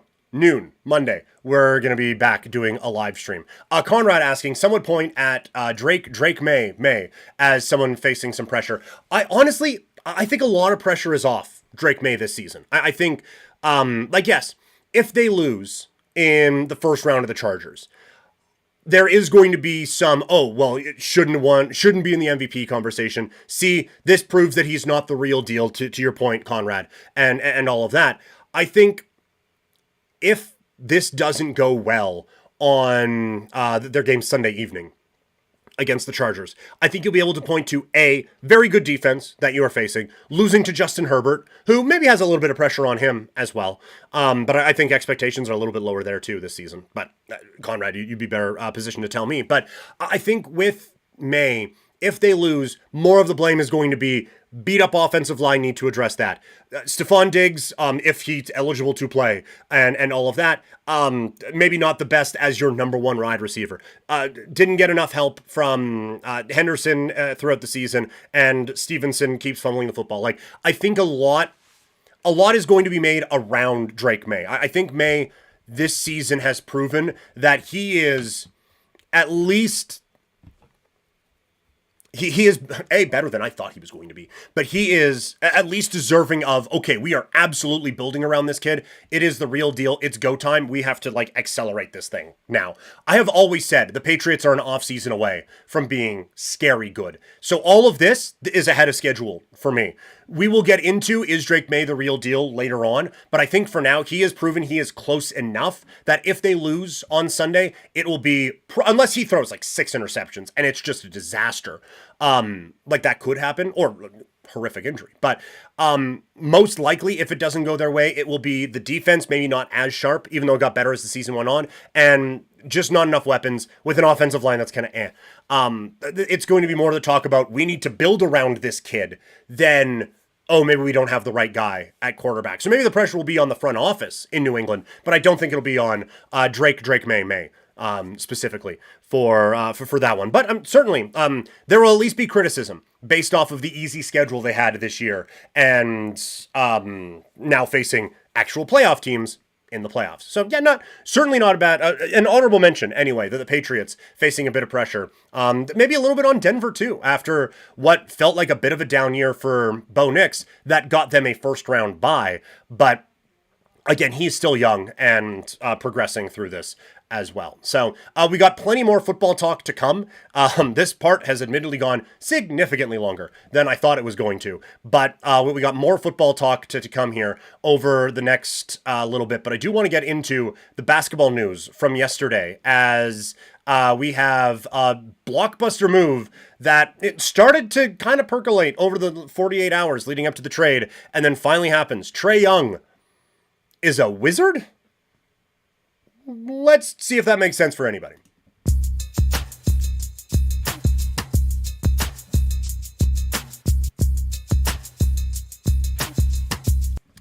Trae Young is now a Washington Wizard, or as Conrad in the Twitch chat has put it, not a Raptor, which is all I needed. I made it very clear in the last stream that we did, the last basketball video that I did, I'm not a Trae Young guy. I don't think he makes anyone around him better. I think so much of the offense has to run through him. He is a liability defensively. He is not a guy I would be willing to build around. The Washington Wizards were at least saying, well, let's take a shot as they make the move. And I'm not a big Trae Young fan. I can at least squint and see it as they give up CJ McCollum and Kispert in this deal. The timing of it is a little weird on the Washington side. Brutal start to the year, but they've turned things around. 9-10 after that brutal start, but it's still a team in development. And so like with that, I can see why you at least take a shot. If the best version of Trae Young you don't have on the roster. Like it's cool that you're getting some development from Coulibaly and Sarr and George, and you're starting to get something going there a little bit, but none of those guys can be what Trae Young, the best version of him, can be. The problem is a lot of them are better than the worst version of Trae Young, and I think they benefit more from having a veteran like McCollum around than a guy like Trae Young on that team. That being said, again, this league will always go after superstars, and while I like McCollum and Kispert's fine, it's not that much to give up. To bring in a player that could reach those potentials and not have to give up any draft capital, or as we'll talk about here, like a couple of guys who will be rotation players for the Hawks, but nothing too major. Like this is, for the asking price and for the situation Washington's in, I don't think it's that awful of a gamble, even though I am so far out on Trae Young. The big thing is, obviously, do not let him get in the way of Coulibaly, Sarr, and George. Young is obviously going to be the piece that everything is kind of around. I don't know if any of those guys are really, well, we need the ball, 25% usage rate or anything like that. But I am so far out on this guy that I do worry about it a little bit. I can just kind of see it from a Washington standpoint, even though I'm not the biggest fan of having that guy around some important young pieces that I'm trying to build around in Washington. But like, if it doesn't go well, like it wasn't going well anyway. So these are the types of gambles that I don't mind lesser than teams taking, instead of, well, let's just try to tank and get the next one in the draft or anything like that. Like if this doesn't work, they were probably going to get a decent draft pick anyway. So just roll with it, I guess. I think it's great for the Hawks. Like again, McCollum and Kispert, I not game breakers or anything, but they fit in with the offense that I think they were trying to run and were able to successfully run with no Trae Young out on the floor. This was already a good team and a pretty deep team. That's why a lot of people liked them coming into the season. They were 2-8 in games that Trae Young played. So to get out of that big contract and still be able to have guys who can fit in on your rotation, that's a really good place to be for Atlanta. So I don't think if Atlanta's parading around with the championship in a few months, we're going to be looking back at, oh, it's because McCollum and Kispert were there that they were able to get the job done. But this puts them in a very good spot right now. If you look at their rotation, like point guard, they can go Daniels and McCollum. Shooting guard, it's Nickeil Alexander-Walker and Luke Kennard. At small forward, Reece Shea, Krejci, who's been all right as a depth piece for them, and then Kispert. So, like from a deep basketball fantasy standpoint, maybe not the greatest for Krejci, but you can roll pretty good there. Jalen Johnson at power forward, who's turning into a thing, and Mohamed Gay behind him, who's been okay so far. Like of the pieces that we've talked about, he is probably the more replaceable of anyone we've mentioned. And then you have Okongwu and Porzingis at center. I like Okongwu a lot. Porzingis, your mileage may vary when he is healthy, one of the more talented big men that you have. But that's a really solid, like, 10-man rotation that Atlanta can roll with right now. Yes, with Tingus Pingus out there, Conrad. And apparently they're in on Anthony Davis. Like that, when you roll through all of that, you can really see where like AD would be a really interesting fit on this basketball club. And I think kind of fits a little bit more of the style that they are going for. And again, they have the New Orleans pick from that horrendous trade that the Pelicans made at the draft last year. They have some control of Milwaukee picks. They have one that has a really weird protection on it with a bunch of different teams involved, but they also have Milwaukee pick next year, which would seem beneficial given the direction that Milwaukee might be going over the next little bit. So you still have a ton of draft capital that you can build up with this team. And you have a couple of interesting pieces that you can trade and still not mess with your core. So Atlanta, they're able to get out from what was obviously a problem and a bad fit. And now it feels like they are in one of the best spots, certainly in the Eastern Conference. Like, no one is touching the situation that the Rockets have, or, that the Thunder have, or even the Rockets have, or San Antonio, or any of them. But when you look out East and you see the talent that they have, the depth that they have, where they can go, like the crooked picture back there with Kawhi Leonard, and that Raptors team where it was just, hey, we're just not going to play bad players for 48 minutes. And eventually you're going to have a bench player out there that we can take advantage of. They can do that really effectively, and now they can still add some star power there. Atlanta's in a very, very good spot at this particular time. And 100% right, Conrad, in the Twitch chat. Little bit of addition by subtraction happening with that Atlanta Hawks team. So they're in a really, really good spot. And a lot of the optimism they had coming into the season is only going to build coming off of this trade. And Washington, it's at least well, let's see. And I think a shot worth taking for the Wizards, even if it's not necessarily one that I would have taken. Am I completely out to lunch? Are the Hawks now screwed? Does Washington have the last piece to a championship dynasty? Let me know in the chat how wrong I am, or how wrong you think I am, and we can have a fun discussion there. Or if you're listening after the fact, you can get at me on social media. I am at Primetime Klein on X, Instagram, TikTok, Threads, Blue Sky, all of the places. Well, not all of them. I'm sure there's a couple I've missed, but a lot of the places. I am at Primetime Klein. We can have a good old-fashioned chat over there. So, Major League Baseball now. Let's get into some of that discussion, as the offseason has grinded to a screeching halt. And with that, at some point, trades are going to need to be made. Big free agents have come off the board. Some very big ones still are up there, but now, I think we're going to look at a trade market that's going to start to develop as the free agency musical chairs end and some people are left without chairs. So today, going to run through the where I think some of the biggest trade chips will fall in this baseball offseason.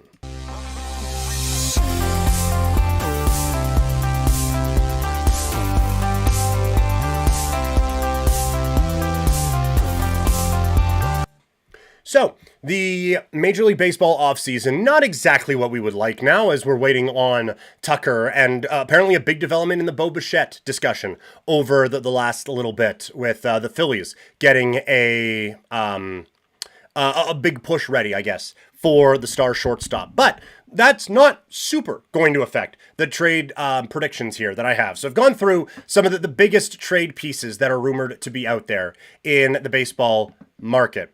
And yes, locally, no Ricky Sanchez, Connor Croson, or Nash Kroll jumping ship anywhere, as the Okotoks dogs keep them around. But for the MLB side of things, gonna start from the bottom and work my way up, build up the drama to the Tarek Skubals of the world. Yandy Diaz is a trade chip that I think some people have kind of floated out there from a Tampa Bay Rays perspective. I could see him going to the Mets. I can't believe that the Mets plan coming into the year is not Placido Polanco, holy smokes, but it's Polanco playing at first base when he's played like 2 innings there for the rest of, or for the entirety of his career.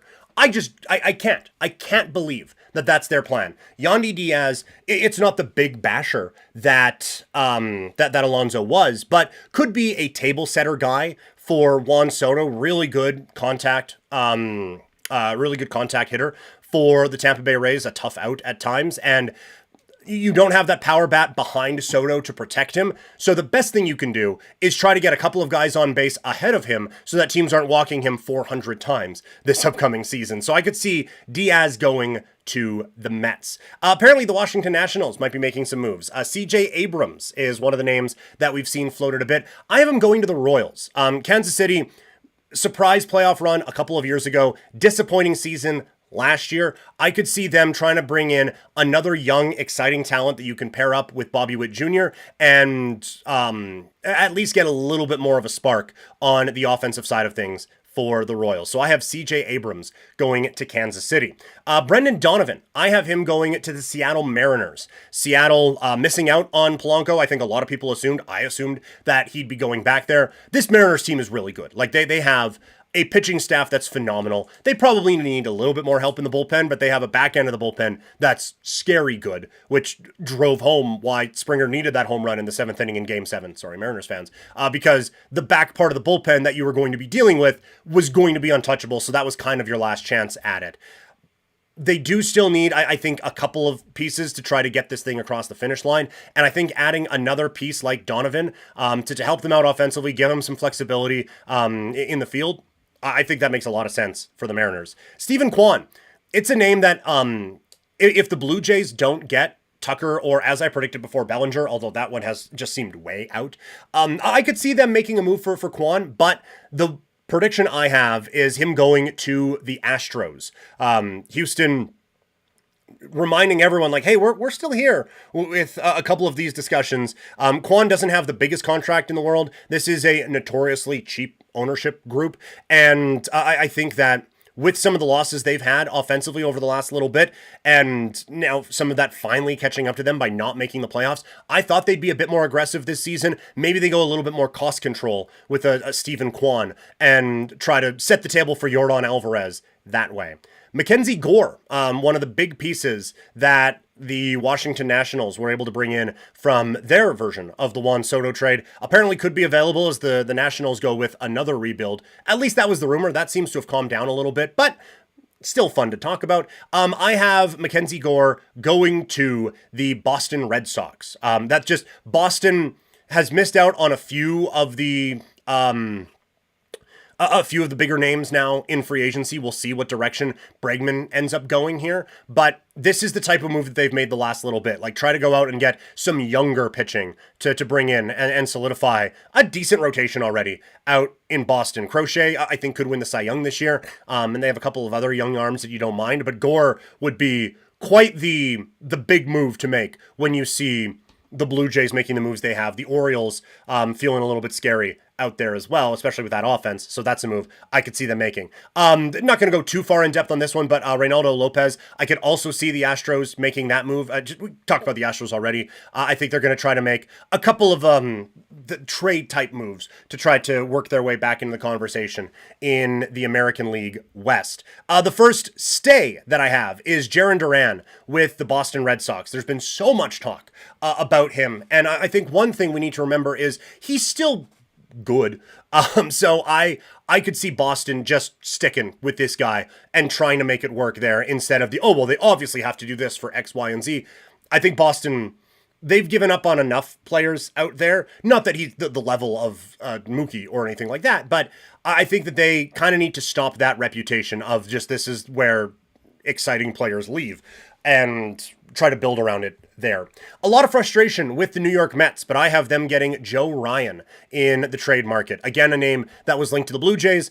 They go 6 or 7 starters deep now, so that's not a move I could see them really making. The Mets need some help in that pitching staff. They have a couple young, exciting arms that they can roll with, but this would be a nice piece to kind of take them over the top. And again, with a Phillies lineup that is always terrifying, that could get a little more terrifying, with a Braves team that is getting back into health, you're going to need a very strong pitching staff. They've already taken a blow to the bullpen.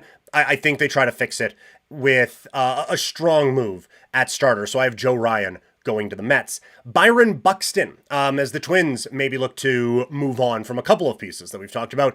I have him going to the Braves. Atlanta could use a little bit of help in the outfield. Buxton, going to a place where they have had a lot of injury issues the last couple of years, that's maybe not the smartest move for one of the most injury-prone players in the sport, but I think that's the type of move Alex Anthopoulos makes to bet on that talent, try to get the most out of it. And he's been a little quiet after a decent start to the offseason for him. So I could see Buxton going to Atlanta. Hunter Green stays. There was some talk that Cincinnati might move him, but since then we've heard the Reds being in on some of these pieces in free agency. A lot of that might just be lip service, but they've at least tried on a couple. So I would be surprised if they moved on from Hunter Green unless it's a massive blockbuster to bring a bigger bat in or something like that. Wandy Peralta, I have him going to the Padres. San Diego, kind of the forgotten team out west. A couple of rumors around Fernando Tatis. I don't think that's going to happen, even though he has fallen off a little bit since positive drug test. Still one of the most exciting players in the sport, and still a really good baseball team in San Diego. Wandy Peralta, it's a forever aggressive GM looking to add a high level, relatively cheap, at least for this year, arm. Wandy Peralta, I think, could be the move that that they make. And yes, Conrad, I figured mentioning Tatis trade rumors might get something going. But yes, as a Padre fan, Tatis going nowhere, 2-time platinum Glover. Yeah, like I get, like, maybe there are some inconsistencies in his game and maybe an attitude thing here or there. I would take him on my team tomorrow, and he has more than enough tools to take that. So yes, if he became available in the trade, all of a sudden, Blue Jays fan, like, just that's where the target goes for me. But for now, I have them keeping him and adding to the rotation with Wandy Peralta. Ketel Marte, admittedly, I did this right before the rumors that Bo Bichette might end up with the Philadelphia Phillies started coming out. But I have Ketel Marte to Philadelphia. They added Schwarber, or not added, they kept Schwarber, which, like, it is one of the more dynamic offenses in baseball. But where's the improvement coming from? Pitching rotation, they've done a pretty good job of cycling some young players in. They addressed the bullpen at the trade deadline last year. Ketel Marte, I think that there have been some clubhouse things. I think that's a strong enough clubhouse in Philadelphia that they can kind of absorb that. And like, if they get Bichette, obviously the conversation there changes. But for Marte, I think he adds a bit of a different dynamic to this team and just kind of pushes that lineup over the top, again, in a very competitive National League East. And lastly, Tarik Skubal with the Detroit Tigers. He has been the apple of everyone's eye as the trade period got going. Certainly conversations around him have kind of slowed down, I would presume, because the Dodgers are negotiating with every free agent that's ever existed. If they miss out on Tucker and Bichette, I could see that being the next big swing that they take. But maybe anticlimactic for this video, I think he stays. Detroit, the conversation of trying to keep him, it's not like they're not going to get anything for him if the contract negotiations go and he's still a pending free agent at the deadline. I think you have to stick and pick with this guy, or stick and play with this guy, I guess. They were able to get on a great run, get into the great run again. They had a great run until they didn't. And then they were able to get back into the postseason. And again, we're a marathon game away from taking on the Blue Jays in the American League Championship Series. You don't then trade your ace away. When you're trying to bring in Bregman, when you're trying to be a player in free agency, you don't trade away the second most exciting pitcher in Major League Baseball. It would be such a mistake for the Tigers to do that when they've just started to be good again these last couple of seasons. Even if they don't have a contract with this guy going into opening day, I think they ride that one right up to the deadline and see where they are at and let the chips fall where they may. I would be so surprised if they made that move at the deadline here. So I'm maybe I'll be wrong, but I think Tarik Skubal at least starts opening day with the Detroit Tigers. Who are some other trade targets that you might be thinking of? Or am I just totally out on one of these guys? Let me know. Again, either in the chat or in the comments. Or like Conrad said, if I'm on Sportsnet 960 in Calgary, you can get at me on the text line. I promised it before. We're getting back into the football conversation.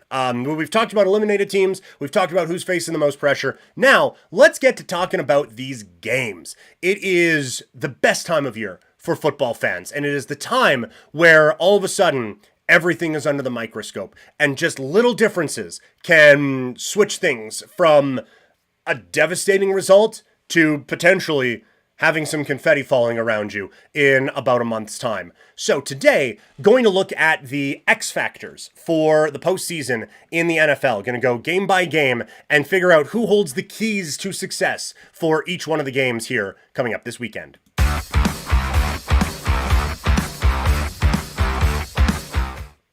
Going to go, for those on the live stream, going to go game by game here in just a moment.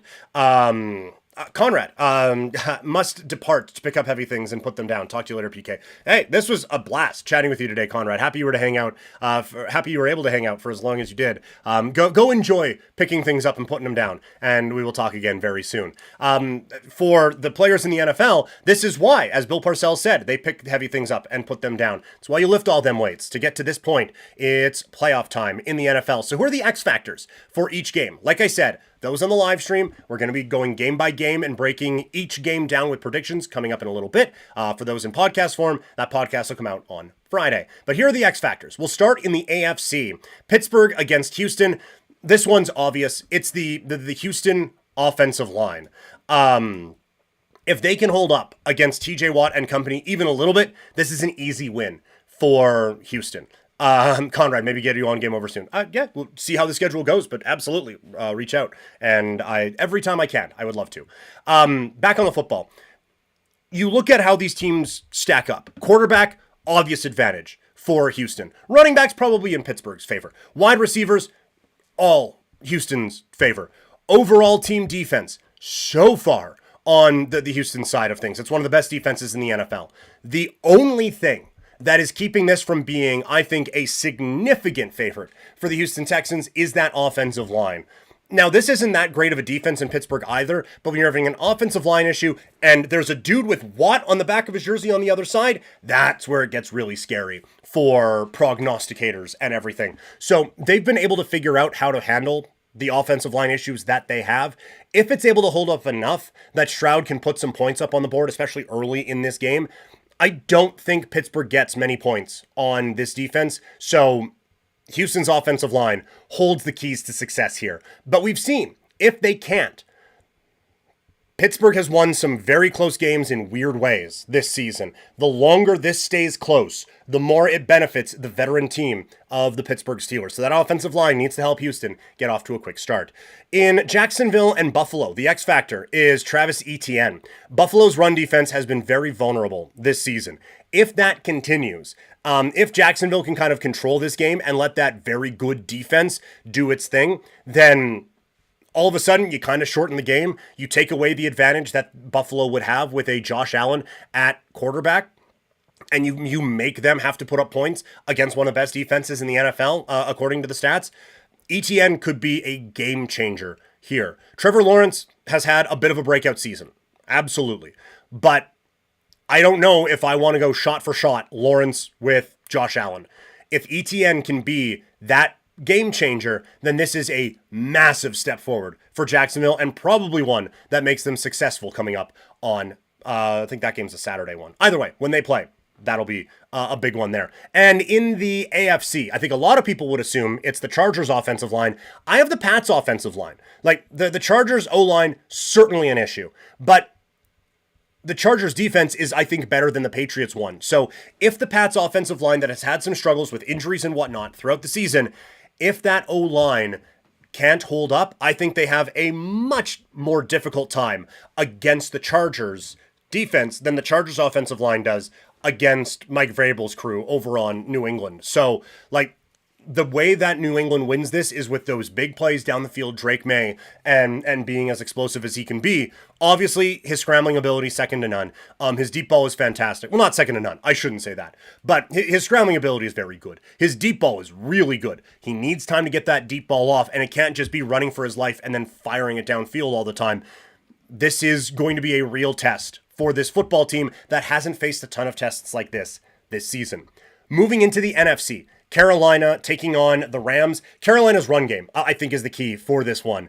Bryce Young is not going to win a duel with Matthew Stafford. But if Carolina can get that two-headed monster going of Dowdle and Chuba Hubbard, and to steal the basketball term, kind of dribble the air out of the ball a little bit, then limit the possessions and limit the opportunities that the Rams have to blow this game out. Try to keep it as close as you can for as long as you can and try to steal a game. I think that's the only way Carolina does anything in this spot. Philadelphia against San Francisco, maybe too blanket of a statement, but it's the San Francisco defense. They've really struggled this season.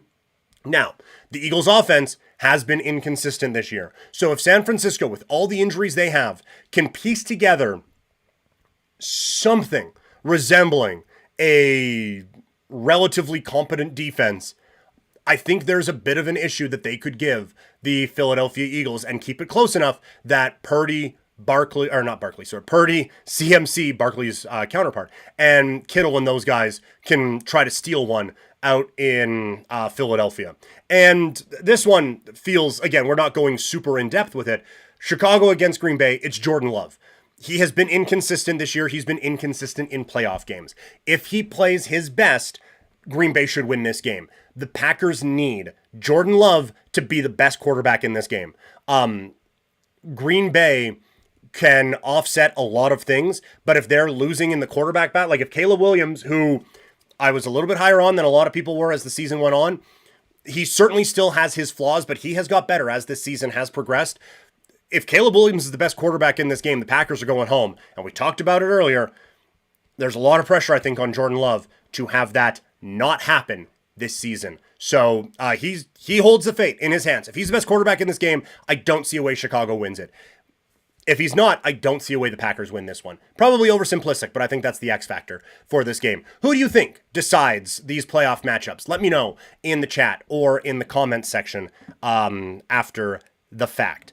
Let's now get to our playoff preview.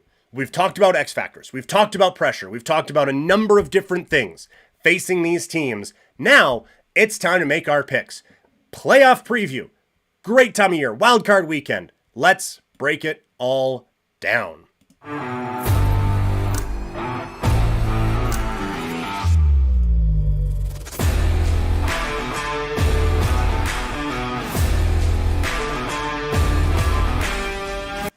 The playoffs here. The postseason finally upon us. Let's break it all down. It starts Saturday. Sorry, for those watching on the live stream, things are getting a little laggy on my end now.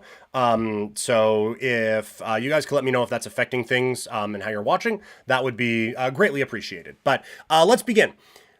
Wildcard weekend starts with the Rams taking on the Carolina Panthers. This game is on Saturday. Rams favored by 10.5 points. They come into this game second in DVOA. They have one of the best offenses in football, especially when passing the football. Third in EPA per pass. They were second in EPA per play this year, and first in success rate. Toxic saying, still watchable. What I'm going for. So perfect. We'll keep rolling. So this offense, like passing wise, they're great. Kyron Williams, they have saved him up for this spot specifically. And they have really done a good job mixing in Blake Corum and figuring out this offense. For Carolina, this is fantastic progress. And I don't know if it means, hey, Bryce Young, quarterback of the future, obviously. But it does at least show some progression for them. They're not as good of a football team as the Rams are. 25th in DVOA. The only stat that I look at, like the EPA per play, the success rate, and all of those things, the only stat that they're not in the like bottom half of the league in is defensive success rate, where they're 15th. Talent-wise, this ain't close. We talked about it in the X factors. If Carolina can like try to keep this close, low event football, just like Chuba running the clock out, Dowdle running things out. Ted McMillan has to have the game of his life to kind of piece this together for Carolina. 10.5 is a huge spread, but when the Rams are going, this is, I still think, the best team in football. And Carolina can't match that. Now, Carolina's had a couple surprising performances, but I'm not on board with this. So 10.5, it feels a little long for me, but I can't take Carolina here. Obviously, pick-wise, we're going Rams, and I think the Rams will cover 10.5. We'll go a bit more in depth on some of the other games, but this was the easy one for me. Green Bay taking on Chicago on Saturday night. It is the Packers, favored by a point. A little surprising on that one. Okay, a little late to your show, but you're 5x5. Okay, so, all right. Well, like I said, hopefully everything is going all right. Okay, so Green Bay taking on Chicago. I still like this Packers team, but I haven't liked how they've played all season long. And the Bears, I I don't love a lot of the pieces, but I liked how they've played as of late. Let's start with when Green Bay has the ball. According to DVOA overall, by the way, these two teams pretty close. Green Bay 11th and Chicago 16th. And that does factor in late in the season play a little bit more than early season stuff. So it does factor in some of the improvements Chicago has made as the season goes along. But for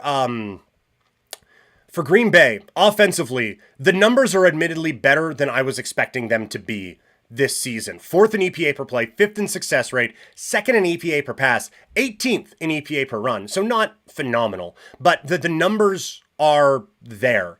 It is like even the 5th in success rate surprises me a little bit.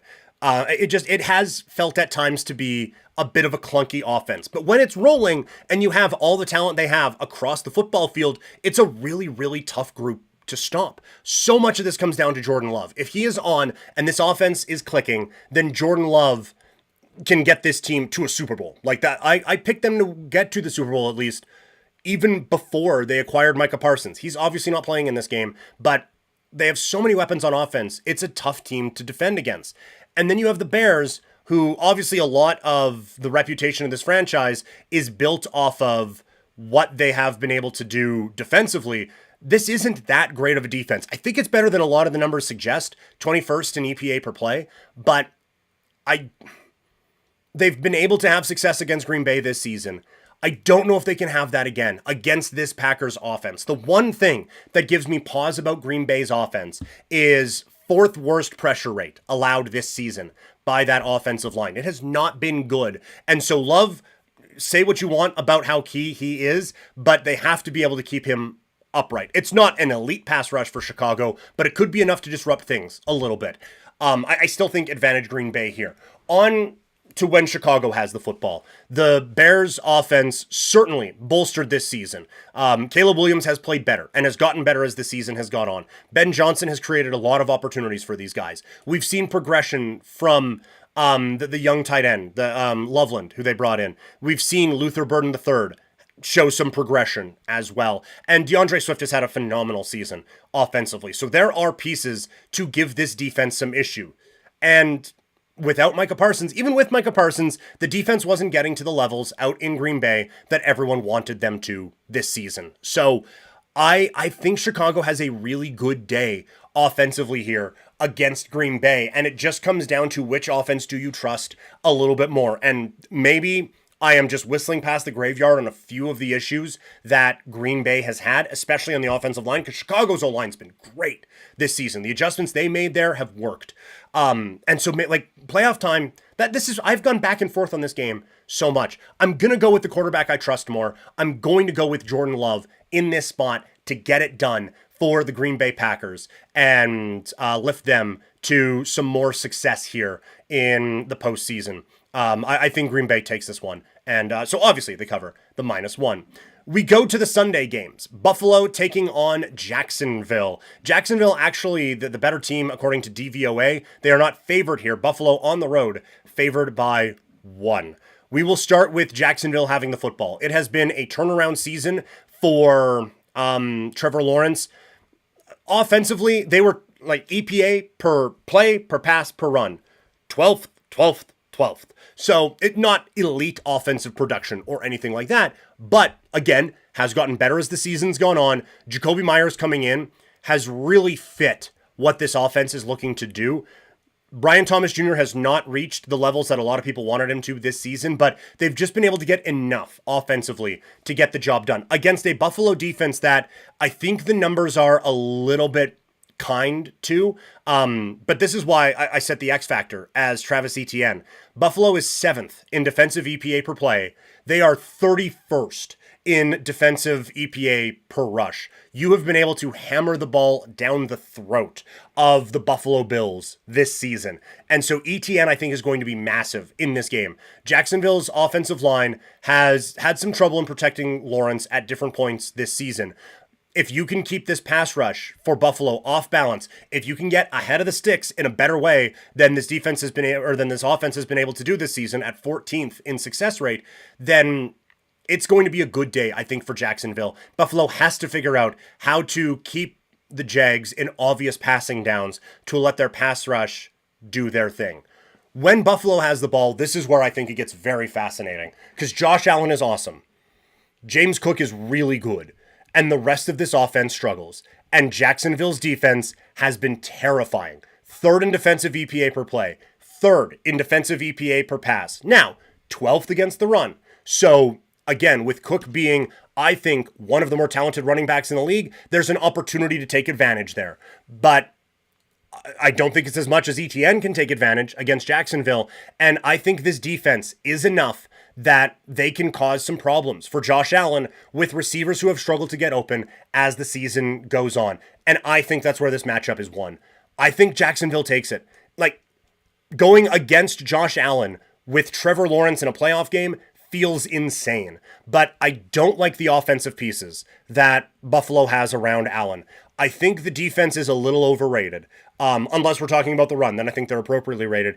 And Jacksonville's defense is that good. So give me Jacksonville with the upset pick here on Sunday afternoon. We go into the late afternoon on Sunday, the 49ers taking on the Eagles. This one, we're not going to do the big breakdown for this either. Philadelphia favored by 4.5. San Francisco, it's an amazing story what they've been able to do with all the injuries they've had on defense, with all the injuries they've had on offense. At quarterback, Mac Jones won games for this team this season. And the Eagles, it has been painful to watch this team at times. Wildly inconsistent and not nearly as dominant as they felt as a championship team a season ago. I just can't trust San Francisco's defense in this spot. They are just not good enough against the Eagles. I think this looks very similar to Saturday night last week, week 18, where, yes, San Francisco's offense is at a high level, but you have high-level offense against high-level offense, high-level defense against significantly subpar defense and shorthanded defense, but subpar defense. I don't think the defense is going to be able to get enough stops against the Eagles. I like Philadelphia here, and I like them to cover -4.5. Sunday night, it's the Patriots taking on the LA Chargers. New England favored by 3.5. They finished 9th in DVOA this year. The Chargers 17th. None of the Chargers' numbers look very good.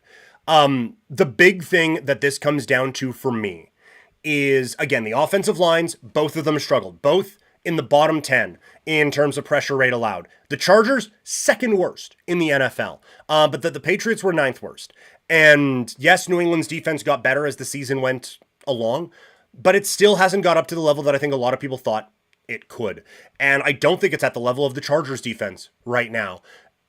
I don't think this New England, with all the different things they have going on in the behind the scenes stuff and everything like that, it's a lot of distractions. It is a young team going into this spot in prime time for the first time against a team that is better than most of the teams they beat this season. Maybe I'm just holding on to one last thread of Patriots haterade. Give me the Chargers here this weekend. I just think their defense is going to be good enough, and the offensive line for the Patriots is just going to be bad enough that they're not going to allow Drake May to do all the superhuman things that he's been able to do this season. So I like the Chargers in an upset on Sunday night. And then on Monday, it is the Texans taking on the Steelers, another team that I'm not behind on. The one thing that is a fun matchup here is Pittsburgh had the best offensive line this year, according to pressure rate allowed, and the Texans have, what I have said all season long, is a championship level defense. I am a little surprised at how low this line is. I love the Texans in this spot. I know the offensive line is an issue, and I know there's a dude named Watt on the other side, but that defense for Pittsburgh does not scare me. And the offense for Pittsburgh against that Texans defense would scare me a lot if I were a Steelers fan.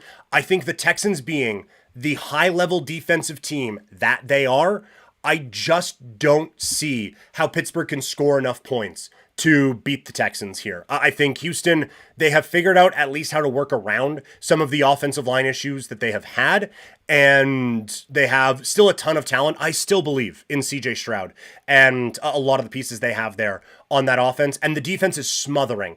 I'm not a fan at all of Pittsburgh's offense. I get they had a big late game drive to set themselves up in a position where a missed field goal ended up winning the game for them, but that was against such a depleted Baltimore defense. This is a different animal. I love the Texans in this spot. Give me Houston -3 on Monday night. So those are my predictions for how this will all go down in the NFL this week. Any disagreements? I would imagine there's some. Let me know in the chat, let me know in the comments, and let's have some fun talking about some football.